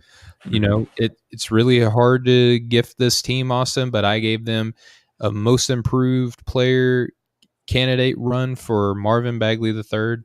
I think that I was really high on him coming into the draft. I thought that the Celtics should have tried to trade around to get Marvin Bagley III on their team. I liked him a lot too. It's the Kings. I don't believe that what we're seeing is the best possible outcome for Marvin Bagley. And it's weird they want to run him at the 4, not the 5. He wants to be the 4, not the 5. Sometimes I think what you want the most isn't really necessarily what's best for you. I think that having him be kind of a playmaking, modern, center in the NBA would be the best move for him. I would just love to see a healthy season from him and a strong season that reflects the talent that he had coming in to the NBA, Austin. That's what I give the Sacramento Kings. Yeah, I loved Marvin Bagley too. He just seemed to me like a guy with such a high motor that there was just going to be no way he wasn't going to be successful in the NBA. And he's had a lot of what Evan Mobley is supposed to be for USC. He was kind of that same tier of a player. Right. He's got, he's had a lot of injury issues. He's got drafted by one of the, more difficult franchises to kind of make it in the league with, at least the last few years. It's been quite a while since Sacramento's had their glory days of, white chocolate and Peja Stojakovic and all those guys and C-Web. I mean, it looks like nowadays, like Mike Bibby's ate the old Mike Bibby. He's so much bigger. He's like a one solid muscle now. It's weird. Yeah, he's an but ass. it's that just shows you it just shows you that that's how long ago it was that they were the Kings that we remember. So yeah, I like Marvin Bagley a lot. I was there, and the Kings are locked in a extremely tight battle right now with Denver. They're tied at I think 112 with 17 seconds to go. Mm-hmm. And I will announce that we got the first. I think this is the first triple double of the year. The Joker has put up a triple double already in this game. He has like 25, 13, and 13.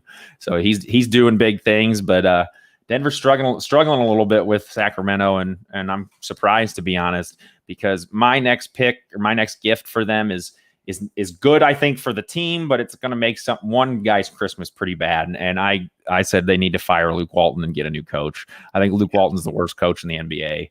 I think he seems to me like he'd be a successful college coach. Yeah. And then, then it would also be fun to hear his dad call his game if he was coaching in the Pac-12. That would be really cool. That's good for him. He gets something out of it. He'll get another job. I mean, he's an NBA coach. You don't go from being an NBA coach to being out of it, completely unable to get a job. So he'll be okay. But I don't think he belongs in the NBA. He doesn't seem to. Just goes to show you that you can't take every coach that coaches the best team just about ever assembled and expect them to replicate that at the next place, because he struggled mightily in LA, and he was never going to be LeBron's guy. That was pretty obvious from the start. And Sacramento, they got drafted together. They were literally in the same draft class. I don't know how that's crazy. That's crazy. That's just one thing. That's another one of those things that just makes you like stop and go, holy cow. Like, what is this dude doing? I think I told you the other day, he's got 16,000 more minutes played than the next active guy, which is Carmelo, and he's got 14,000 more points than him, and it's unreal. But I don't want to count. You know how I get with LeBron. I'm sorry. I know how you get with LeBron. Yes. So I just gave him a new coach. I think Luke Walton needs to be out of there. Buddy Hield, he's had pretty well documented issues with Buddy Hield, who I think is a good player. So yeah. I think they got the front office switched around there. That hopefully they'll be better. Joe Dumars is looking like he's getting another shot in the NBA. Joe Dumars was great in Detroit in the front office. I mean, he built that team. The Ben Wallace and Rasheed Wallace and all those guys. Chauncey Billups. Yep. Arguably the only real bad move he made was not drafting Carmelo Anthony. And at the time, Darko was looked at as a different kind of prospect. Guy, yep. Exactly. The next Dirk Nowitzki, the stretch 4 and 5 before that was a term. That's what he was going to be. And so you can't really blame him too much for that. That logic was a bit of a stretch, though, wasn't it, Austin? Yeah, obviously. He's a kickboxer now, isn't he? He's like a UFC fighter. I think he's like a farmer now, last I heard. Yeah. He was in the UFC. I watched him knock a guy, or maybe not the UFC, but he was in MMA. I watched him knock a guy out on TV once. It was pretty cool. I couldn't imagine. He's gained significant weight and muscles. I couldn't imagine stepping into a ring with a 7-foot tall guy like that that's trying to kick me in the face. But the Kings now are heading to overtime against the Denver Nuggets. There you go. That's a better result than I would have expected. I kind of expected Denver to coast in that game, so good for them. All right, awesome. Now we're going to transition from one, miserable phase to one of the probably more recent examples of how to run an organization in the San Antonio Spurs. What did you give Greg Popovich, Tim Duncan, Becky Hammond, R.C. Buford, all those guys? What did you end up giving them? Well, I gave them, correct me if I have the year wrong, but I gave them basically 1998 all over again. Yes. Just, a bad year where they're able to kind of get a really high draft pick and that draft pick turns into, the next face of their franchise. Like, obviously there's not going to be another Tim Duncan, but something like that, a guy that they can, build around for the future for the next 20 years. Because San Antonio is another one of those teams that needs guys from the draft to kind of turn into stars to be able to get legitimate stars. They have, Aldridge and DeRozan and Rudy Gay are all really good, but they had to trade for I think all of those guys, maybe not Rudy, but they signed LaMarcus in free agency it was one of them. Yeah. But that's when they still had Kawhi and they were a little bit more competitive than they've been the last couple of years. They've got a lot of young, exciting talent. So, I'm happy with that there. I just think it'd be good for them to get that guy that's never going to leave like they had with Tim Duncan. Because, it was just fun to kind of, to be honest, being a Lakers fan, it was fun to hate the Spurs for a long time because they were so good. As a Suns fan, it was fun to hate the Spurs and the Lakers. It was a good time to love the NBA and fall into it. Exactly. And so I just think, something like that for them would be great for Christmas. Yeah, and I have, them trading LaMarcus and DeMar for great draft picks and kind of follow along that same thought process that they just kind of rebuild and, maybe even pass the reins over to Becky Hammond to be their replacement or, the successor, because I don't think that Tim Duncan wants to coach. I think that he doesn't want to do nothing either, though. Mm-hmm. You know what I mean? I don't think that he wants to be the head guy. He didn't even travel with the team to Orlando, which, probably legitimate reasons with the pandemic and everything going on and social injustice and what have you. But yeah, same thought process, kind of, get rid of your vets, throw in Rudy Gay in there too, get a couple seconds, maybe a late first for a team that thinks that Rudy Gay could help them compete for an NBA championship and, start building for that future. They're a little bit crowded in the backcourt though with, Murray, with White, with Johnson, with Walker, like all those guys are a little bit redundant. Maybe get some forward depth. But yeah, I'm right there with you for the Spurs. And we'll transition now to the Toronto Raptors. Kind of the Spurs of the East is how I'm starting to look at this team. And the gift that I give them is Chris Boucher being that next diamond in the rough on this team. They always seem to have that, OG Anunoby, Fred VanVleet. You want to give them Chris Boucher to be that next diamond in the rough to where they don't fall back. They just keep trucking forward with Nick Nurse. Austin, that's what I gave them. You know what? I picked the exact same thing to give them. So I'll think of something else here real quick. How about I want to give them a return to the Barney the Dinosaur purple jerseys that they used to wear. I love those jerseys. I think they're the coolest jerseys ever. So it's this gifts for me more than for them, because if Chris Boucher becomes that diamond in the rough, I think they're going to be just fine. They've already got, a really great coach. They locked up VanVleet, their draft picks, Malachi Flynn, at least look pretty good. Right. Anunoby's, another guy, like you said, that they kind of found in the draft out of nowhere almost. I was really high on him because I watched him a lot at IU, but I don't know that he was supposed to be drafted a lot higher, but injury. Yeah, exactly. But it's just something that kind of worked out for them in the draft that seems to work out for teams that are successful. They just, those kind of breaks you never see a team like Sacramento get a break like that where some guy gets hurt and they end up falling to them way late in the draft. And Tyrese Halliburton this year. Yeah, exactly. Hopefully they're turning it around. I want every team to be competitive. I don't want anybody to be bad. So it's more fun that way. I just want to see them in those purple jerseys again. I love those jerseys. Well, Austin, I just think that's cool that we both thought that same thing and we didn't share notes prior to this episode or anything. So yeah, I'm kind of happy that we both kind of went down the same thought process. All right, Austin, the Utah Jazz, they already got the biggest Christmas present that you could have given them, and that's keeping Rudy Gobert, the best player in NBA history. But I would love to see how you Eiffel Tower, baby.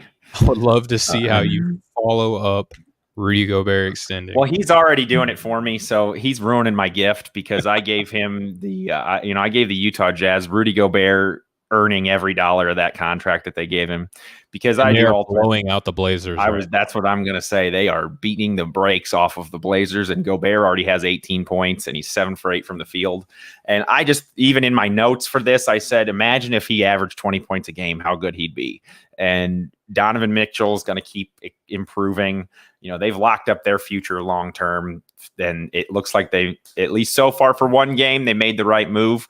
So I just want to see him continue to do that and earn that big contract. In my mind and in my heart, and I know for a fact he already has earned that contract, because he is, like you said, arguably mathematically the most valuable player in NBA history. Rebounding is way, way more important than people realize. And I'm going to beat that drum until people go deaf. But scoring, ladies and gentlemen. It's not more important than scoring. It's more not rare. It's close. It's a rare skill. Exactly. Yeah. It's less possible to replicate than having a 20-point a game scorer is his defensive and rebounding ability. That's all I ever said. Put the record straight. He is, though, in my heart and in my mind, the greatest player ever. So if he keeps that up, the Jazz will be just fine. And that's what they get for Christmas is a full season of Rudy Gobert just dominating. So.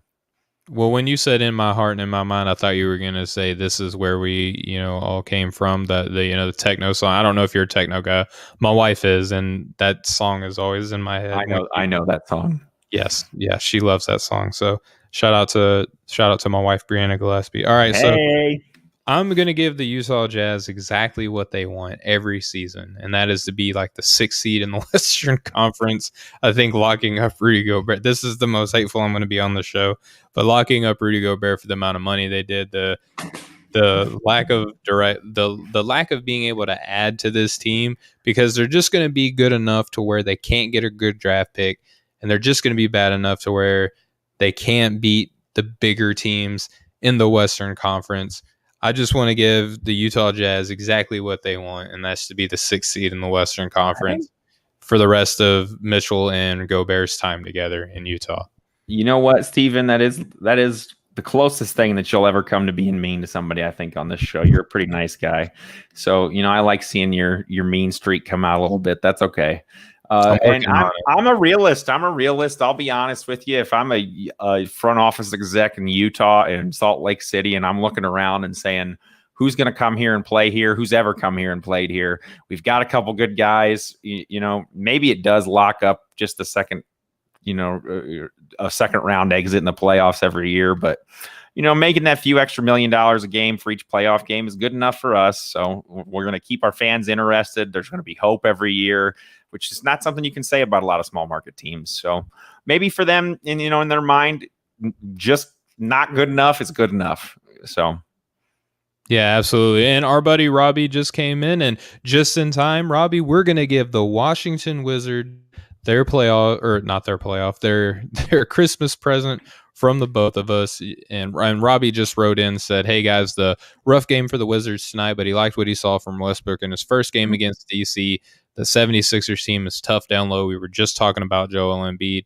So for our buddy Robbie, who they did have a great game. They looked like they were going to walk away and win this game. Ultimately, the Wizards, they're still trying to figure things out. They just drafted a bunch of guys. They're still young. And then they bring in a dynamic playmaker in a Russell Westbrook. Austin, what do you give the Washington Wizards for Christmas? Well, Russell Westbrook is almost just a good enough Christmas present in and of itself, because I don't think fans in Washington were too huge on John Wall. They didn't seem to like, not that they didn't like him, but they weren't in love with him. Like I think most fans of teams would be if they gave a chance to Russell Westbrook. I think he kind of has a little bit of a bad rap for, I don't know why really, but how could you not like having the guy on your team? But I didn't give them that, since they already have that. They get another gift. I gave them a beautiful friendship and a wonderful marriage, so to speak, of Brad Beal and Russell Westbrook. I hope they become best friends. I hope they start dancing together on the sideline before games, and they go out there and they cool elaborate handshakes. I hope, and then they go out and average almost 60 points a game between the two of them, which they could do. Russ was at 27, and I think Beal was around 29 last year. So if they do something close to that, I think it's going to be fun. It's going to be competitive in the East for sure, and I think it'll get them a playoff berth. And I just want to see, those two guys just go out and ball, because they're terrific. So, well, they combined for 52 points tonight in their very first time playing together. Russell Westbrook, just to kind of correct something that you put out there earlier that I thought you were correct, but Nikola Jokic did get a triple-double, but technically Russell Westbrook got his first, right? Oh, he did have a triple-double. Nice. Yeah, and so Robbie said, Robbie is speaking on behalf of every, Washington Wizard fan on planet Earth right now, because he is our resident and right now only Wizards fan on here. But he says that they liked Wall and thought that he was a franchise guy, but too many questions going into the season. He did participate in quite a few extracurricular activities, in his time there. But he also said that he was worried about Russ and his history of being a stat filler, but ultimately losing big games. But he liked what he saw, even though that they did lose he did give them juice, man. Like, and that's the one thing you can always count on Russell Westbrook for, is giving whatever team he's on some juice. He's all work, he's all go, no stop, no rest, no funny business. He's just out there just to kill everybody in front of him. And the Wizards haven't had a guy like that since probably No Chill Gill and Gilbert Arenas. So you're just being real. Like him. Yeah, and he was a fun player, Hibachi himself. Right. I, much like you, Austin, I said Bradley Beal being happy in DC. That's important, because how many years in a row has it been that they were like, Bradley Beal's going to end up leaving DC. Bradley Beal's going to end up leaving DC. Now, just in the small sample size that we saw, and Robbie wrote in and said that he loved Agent Zero, the man of many nicknames, But, I think that you just saw it tonight.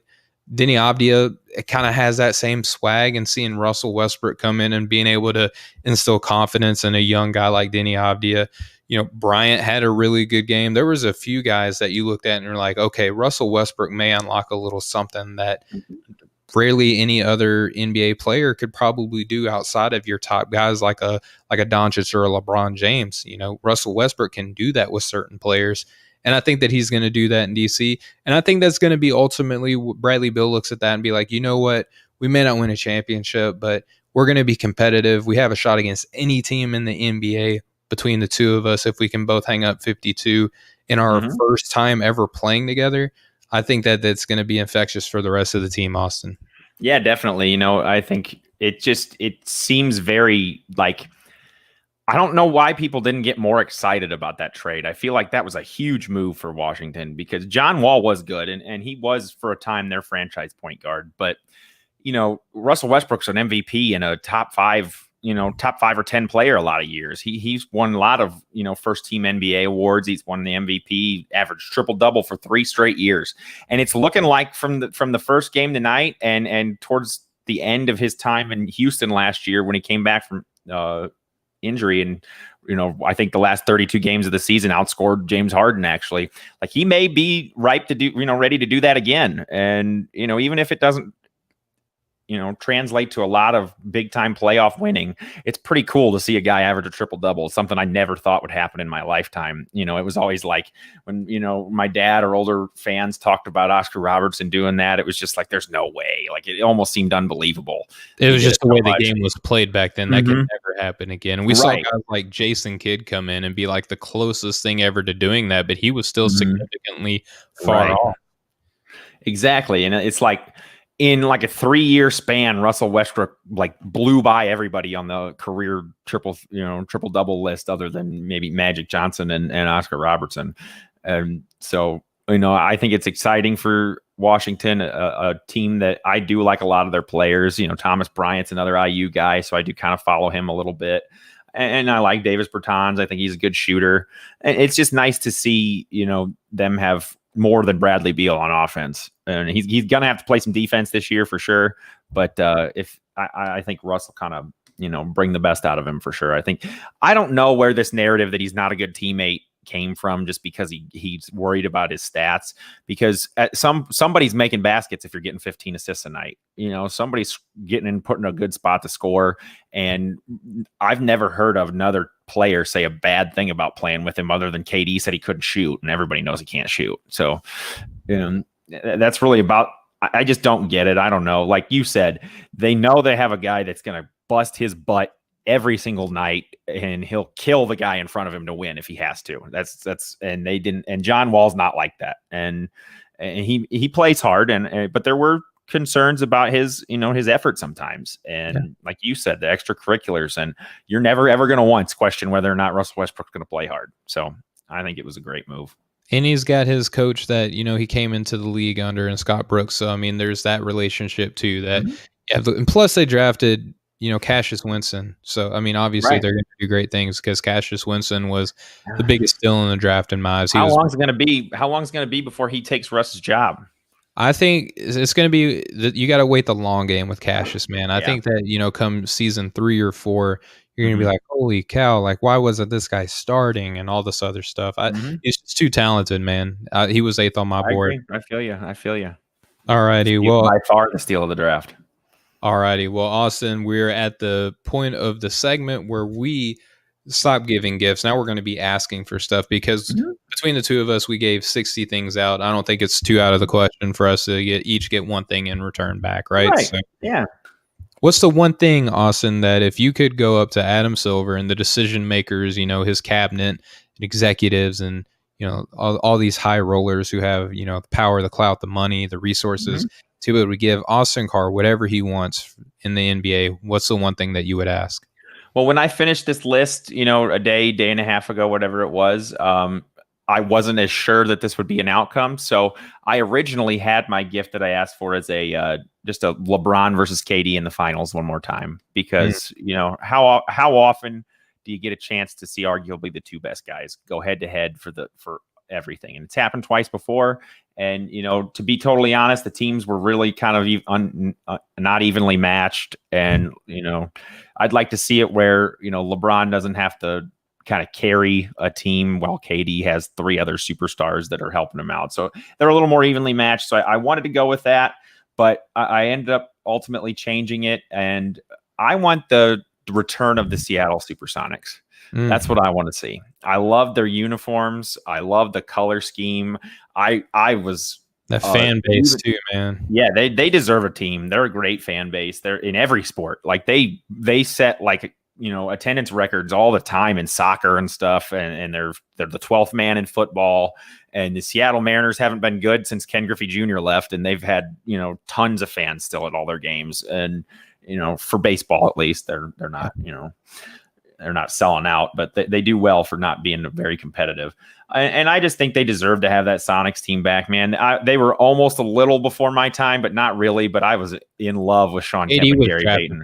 Bro. Right. KD was drafted by the Supersonics. Right. And, I loved watching Gary Payton play, and I loved Sean Kemp. He's from Indiana, so I had a reason to kind of like him.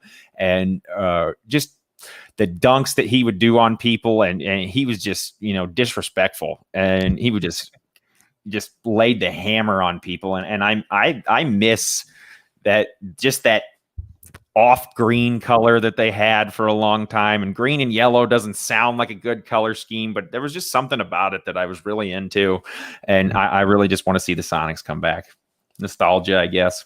No, man, that's a good one. And anytime I hear Seattle, I'll always throw in Vancouver too, because that's where the Grizzlies came from. Yeah. I would love to see Canada, just have a second franchise on the opposite side. Like that would be cool. We'll talk about cool jerseys. They had some nice jerseys back in the day, those light blue ones.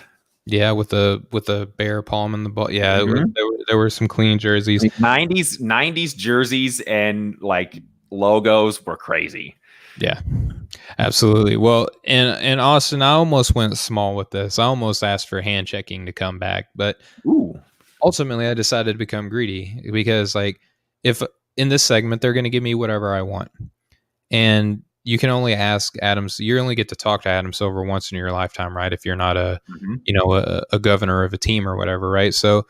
In my head, I was thinking about this, and I'm like, if I could ask one thing that I know for sure would happen in the NBA, why not just ask for like the biggest thing that I can think of, something that nothing that has never happened before, something that everyone could get excited about. No one would hate this. Absolutely, well, I'm excited to hear it now. Absolutely, nobody could possibly hate this idea, unless you're a team that has assembled a roster perfectly and you've done it. Like maybe general managers would be upset, but NBA fans, nobody would hate this. I would love to see the NBA fantasy draft. I would love to see all players go into one pool. Oh yes, everybody could come around and be like, I want to pick this guy, I want to pick this guy, I want to pick this guy. I would love for a real life NBA fantasy draft to come true. Austin, what do you think about that? That would be so cool. Like that would be the dream for, I think, a lot of fans that like us, we love the transactions and guys changing teams, and it would create a lot of balance, unless somebody just didn't know what they were doing, because you're going to get several, you're going to get one of the 32 best players, and then you're going to get two of the 60 or one of the 30 best players, and then two of the 60 best. And it's going to be fairly even. You're not going to see maybe the great star duos like we have right now, but you're also not going to see 6 of the 8 best players in the playing in the same state like it's been recently in California, and even now in New York. I think they said Giannis and Harden are the only two of like the top 8 guys on ESPN's list that aren't in New York, California. So, it'd be pretty cool to see a little bit more spread out and see just the pairings that would be put together. And it would be awesome. Would go where? Like, what order who would be first? These guys, right? Yeah. Would Luka be first? I don't know. I mean, according to the general manager survey that we're going to be talking about tomorrow when we have, Jay Johnson from Belly Up on, and which will air on Dash Radio the following day on Friday. They call that a tease, people. That's a professional tease right there. That's a professional tease. Stay tuned for that. But, it's, the general managers have come together and they've given their takes on who they would take first and things like that. But work would have that would be a national holiday. Like people would be given the day off to go and watch the first ever professional fantasy draft taking place. And I think the NBA in particular is the best sport to be set up for that to actually come into fruition, because these guys move all the time. Like even though they sign a contract, that doesn't mean they're going to stay in a spot, whether they want to move or the team wants to move them. I think that let's just do that. Let's just let everybody get basically thrown into a pool and we get to see who everybody thinks really is the best player. We don't have to do with these like, oh, well, if this guy played in this market, Dame Lillard, let's see him get paired up with, Chris Middleton or whoever, you know what I mean? Like, let's see how that would fall out. So do you do a snake draft, or does the team that has the first pick gets the first pick every round?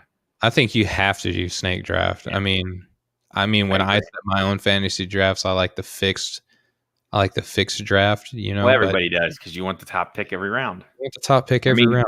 Not to call him out, but our boss loves to play 2K with the Knicks, and he's got Cade Cunningham, Giannis, and I don't know, probably 3 other stars on Donovan Mitchell. I think Donovan Mitchell was on that list. Yeah, that's who it was. I mean, think about that trio. That'd be fun to watch. But just like, I like just even like thinking about it, like who gets the number 1 pick and why do they get the number 1 pick? Is it randomized? Is it off of who's been the worst the longest? It has to be randomized. You basically just it's like, so here's how you do it. You go alphabetically, every team spins a wheel, and what number they land on is where they pick. Nice. I like that. That'd be fun. That'd be a lot of fun. Even just that showcase would draw huge ratings. Oh my gosh, I know, right? Everybody would watch. Everybody would watch these just governors go up and spin a wheel to see where they draft. Think about the kind of arguments we'd have on live with just the guys from our network over this. We could go on live every day for a month talking about it and not run out of stuff to talk about. Poor Knicks fans. They would probably get the 30th. I was going to say somehow the Knicks would end up with the last pick. But at least they'd have, if it's a snake draft, they'd have 30 and 31. Yes, yes. They could get, they'd end up better off than they are now, probably. They would get, Chris Middleton and D'Angelo Russell or something like that. Right. Something, but then probably one of them would have a devastating injury a month into the season, or, it just seems like they can't win for anything. So, it'd be interesting and be fun. I almost thought about asking to abolish the salary cap, but then I realized guys like Steve Ballmer would just spend $20 billion to buy the best team, and I don't want the Clippers to win ever, so I can't have They would buy a team for 1 year. Like he would go all in 1 year and be like, all right, we have to win a ring and then I'm done, Yep. Well, there you go. So I like yours better. I think the fantasy draft would be awesome. So you're not greedy at all, I don't think. You said you were going to get greedy. I think that's a gift that would please just about any of the fans. Maybe like you said, maybe front offices would hate it. Somebody that just gave, Giannis a max extension loses him now, without any say in it. Sorry, Milwaukee, I guess, unless you get the first pick, but and then everyone get the draft picks fall back to where everybody gets their original picks. Like, so the draft picks are reset. Everybody gets, nice. Clean slate. Yeah. So yeah, everyone's happy. Right? I almost think at some point they need to kind of change the rules on how far down the line you can trade draft picks. Like it seems like teams are trading draft picks that are going to take guys that are in like middle school right now. You know what I mean? Like they are, yeah. And I don't know. I think it should be like 2 or 3 years is the furthest down the line you can go.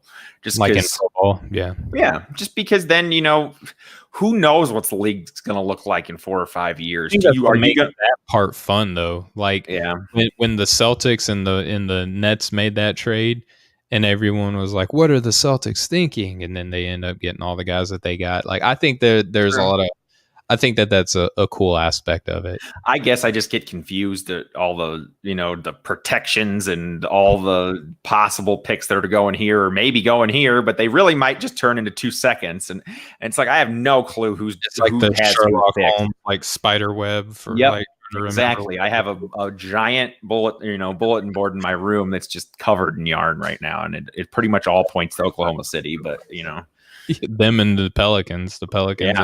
and the Pistons are starting to get up there too. I'd be mad if I was Oklahoma City because the Pelicans kind of did the same thing they did, but they have a couple studs already. Oklahoma City's got kind of other than Shea, they've kind of got a bare cupboard. So they got Baisley and Dort and Poku, so a couple just interesting players, but guys that by the time they have the whole lottery in 2024, might not even be in the league anymore, or might be stars by then. We don't know.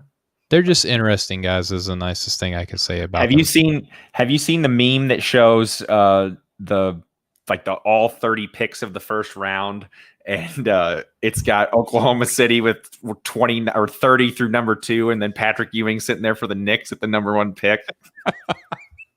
That's beautiful. And so it shows the same guy for the Thunder on each one. It's got their logo on each spot on the board, and then there's just Patrick Ewing sitting there by the number 1 spot for the Knicks. And it's mean, but it's funny. It's kind of cool. But man, this has been a fun Christmas, special. Man, this was a lot of fun. I'm glad we did this. Yeah, me too, man. We're running on about 2 hours. We're back to our roots for sure here. Just talking tonight. This is the Christmas extravaganza. Who cares if it goes a little long? And not me. It's 12:02 right now in the morning here on the beautiful East Coast. For yes, it is. Left coasters out there, you still get to go to bed at a reasonable time. But Austin, like you said, man, this was fun. I really enjoyed this. It was fun just to make a list of and to like have a set schedule of what we're going to be talking about. But it just complete nonsense and whatever we want it to be, basically. So it was like organized fun, if there's such a thing. Right. When we talked about doing this and we'd both agreed to do every team, my very first thought was like, man, that's going to take a long time to figure out what I want to give every team. And I started doing it, and it took me like 10 minutes. Yeah, it came so easily. It was just like, for the most part, it was extremely obvious what I wanted to give each team. So it was fun too. I like this. We should do this every year.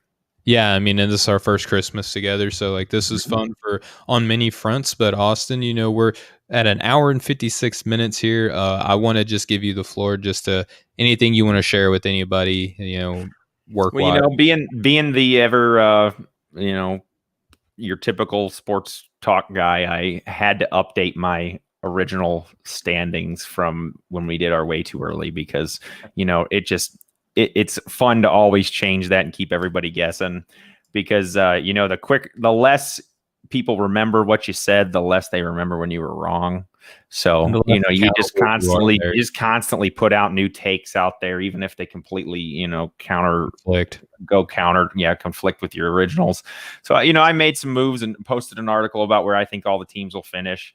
Ultimately, I couldn't stick to my guns and be brave enough to still think that the Nets are going to struggle or implode or whatever. And I think they're going to run away with the East. So, I won't give away too much of that. If you want to go over there and read that, you can see where I think everybody's going to finish now.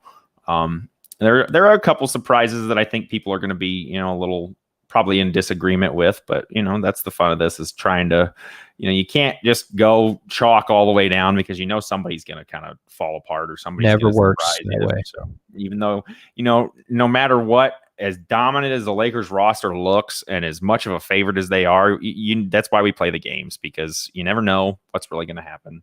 So you can go over there and check that out. We've got a great show tomorrow that we're going to be recording with Jade, like you said, from Belly Up Sports. I'm excited to work with her. We worked with Shannon, and that was a lot of fun. And, so this should be a good time. It's always nice to get, make new friends and have new people on the show. It's always nice to get to spend a little holiday time with you, Steven. So, thanks for doing this with me. Yeah, man. And thank you for, having that availability to be able to work with me, man. And, for sure. Just continue prayers for the wife. She has made progress at her appointment. She is 1 centimeter dilated compared to being completely shut off. So things could be picking up, but ultimately, we do have gonna be a daddy for again. for the fourth time, Again. It's so bad that we went to the labor part of the hospital and they're like, oh, hey, it's you guys again. Right. So right. Hey, that's kind of cool though. We have our own room reserved for us. As Gillespie in there, we have change of clothes, like it. We live basically. It's our home away from home. Is where we vacation.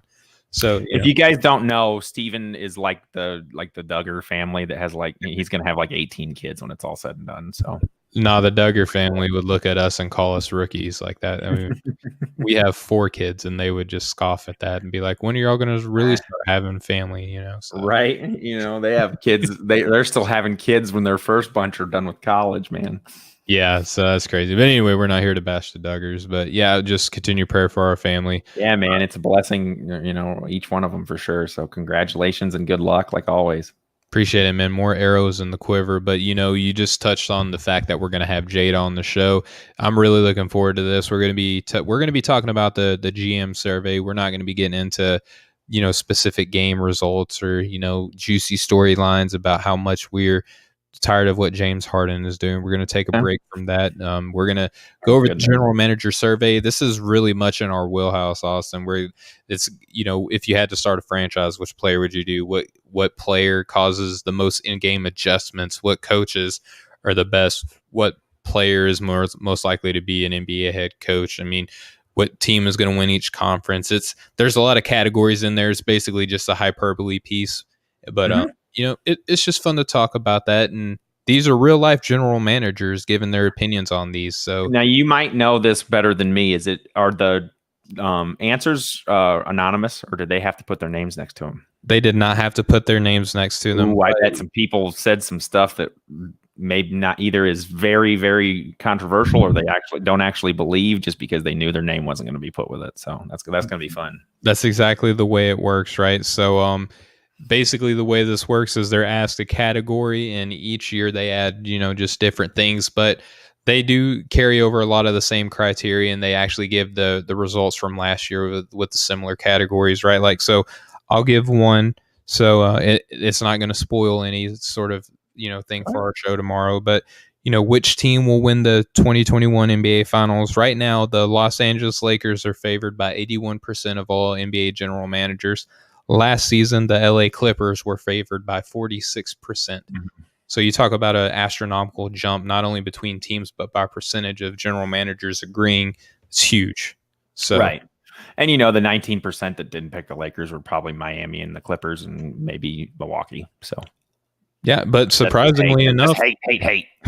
Surprisingly enough, the Clippers finished in second this season with 11%, but also receiving votes were the Nets and the Heat. So, as much as we talk about all the issues that the Clippers have had and the offseason moves that were a little weird, they're still extremely talented. They're still going to be really good. So. And they have an NBA championship winning head coach, albeit with LeBron James. So, hey, he's running the triangle supposedly. So, against the Lakers. How funny is that? Right? Exactly. I just hope somebody knocks him over on the bench at some point in the season and then steps over him like Allen Iverson did. So Vogel steps over Lou. There we go. We get the mesh like one of my favorite moments from the 90s with Van Gundy getting drug out on the court by the player's leg. And so we get the coaches into a fight, and then we get to bring in the Allen Iverson from the 2001 finals when he stepped over Ty Lue. We'll just combine it all into one of the most amazing things people have ever seen. And then you got Stan Van Gundy or Jeff Van Gundy. Stan. You have Stan Van Gundy at the end drinking a Pepsi, talking about how much Dwight Howard hates him. So right, and then Jeff's got to be one of the guys calling the game for sure. Yes, you got to have him, and then you got to get oh, dude, I'm gonna butcher this. It's midnight right now, guys, so please give me a break. But the Warriors' old coach. Mark Jackson. Thank you. Ooh, I saw a mean one yesterday that said it turns out Steve Kerr might not be that good of a coach when he doesn't have Mark Jackson's whole roster. Ooh. Hot take. Yep. That was savage, man. I don't know. That's next level savagery right there. But all right, Austin, it's 12:10 in the morning. I'll let you go to bed, Stephen. Yes. I have very much enjoyed your flashing Santa hat for Thank you. 2 hours. Yeah, I can't believe this thing stayed on this whole time. I told Steven almost, I think before we started, I didn't even know the lights actually worked on this. I just thought they were for show, but I was pretty happy when they turned on. I have a sequin Santa hat. You can't really tell. Oh, it looks very fancy and soft and nice. It is my 8-year-old's Christmas hat that I stole. He has a big head like his old man. So yeah, I was pretty surprised that this thing fit my head. Usually stuff like this never does. So all right, man. We'll wrap it up. For anybody who has stayed with us through this whole time, listening and or watching now or later, just appreciate you guys. It's fun to be able to do these Christmas type specials. And Austin, man, appreciate you spending a little bit of your holiday time with me, talking about the game that we love together, brother. Thank you. You too, man. I wouldn't have it any other way. All right. Well, for everybody out there, just, go check out Off the Ball Network. Be sure to listen to Austin and our show that airs every Monday and Friday on the Nothing But Net channel on Dash Radio, 6 p.m. Eastern, 3 p.m. Pacific. We'll be on there, as we mentioned, Friday with Jade Johnson of Belly Up Hoops of the Belly Up Sports Network, and it's going to be a good time talking about the General Manager Survey.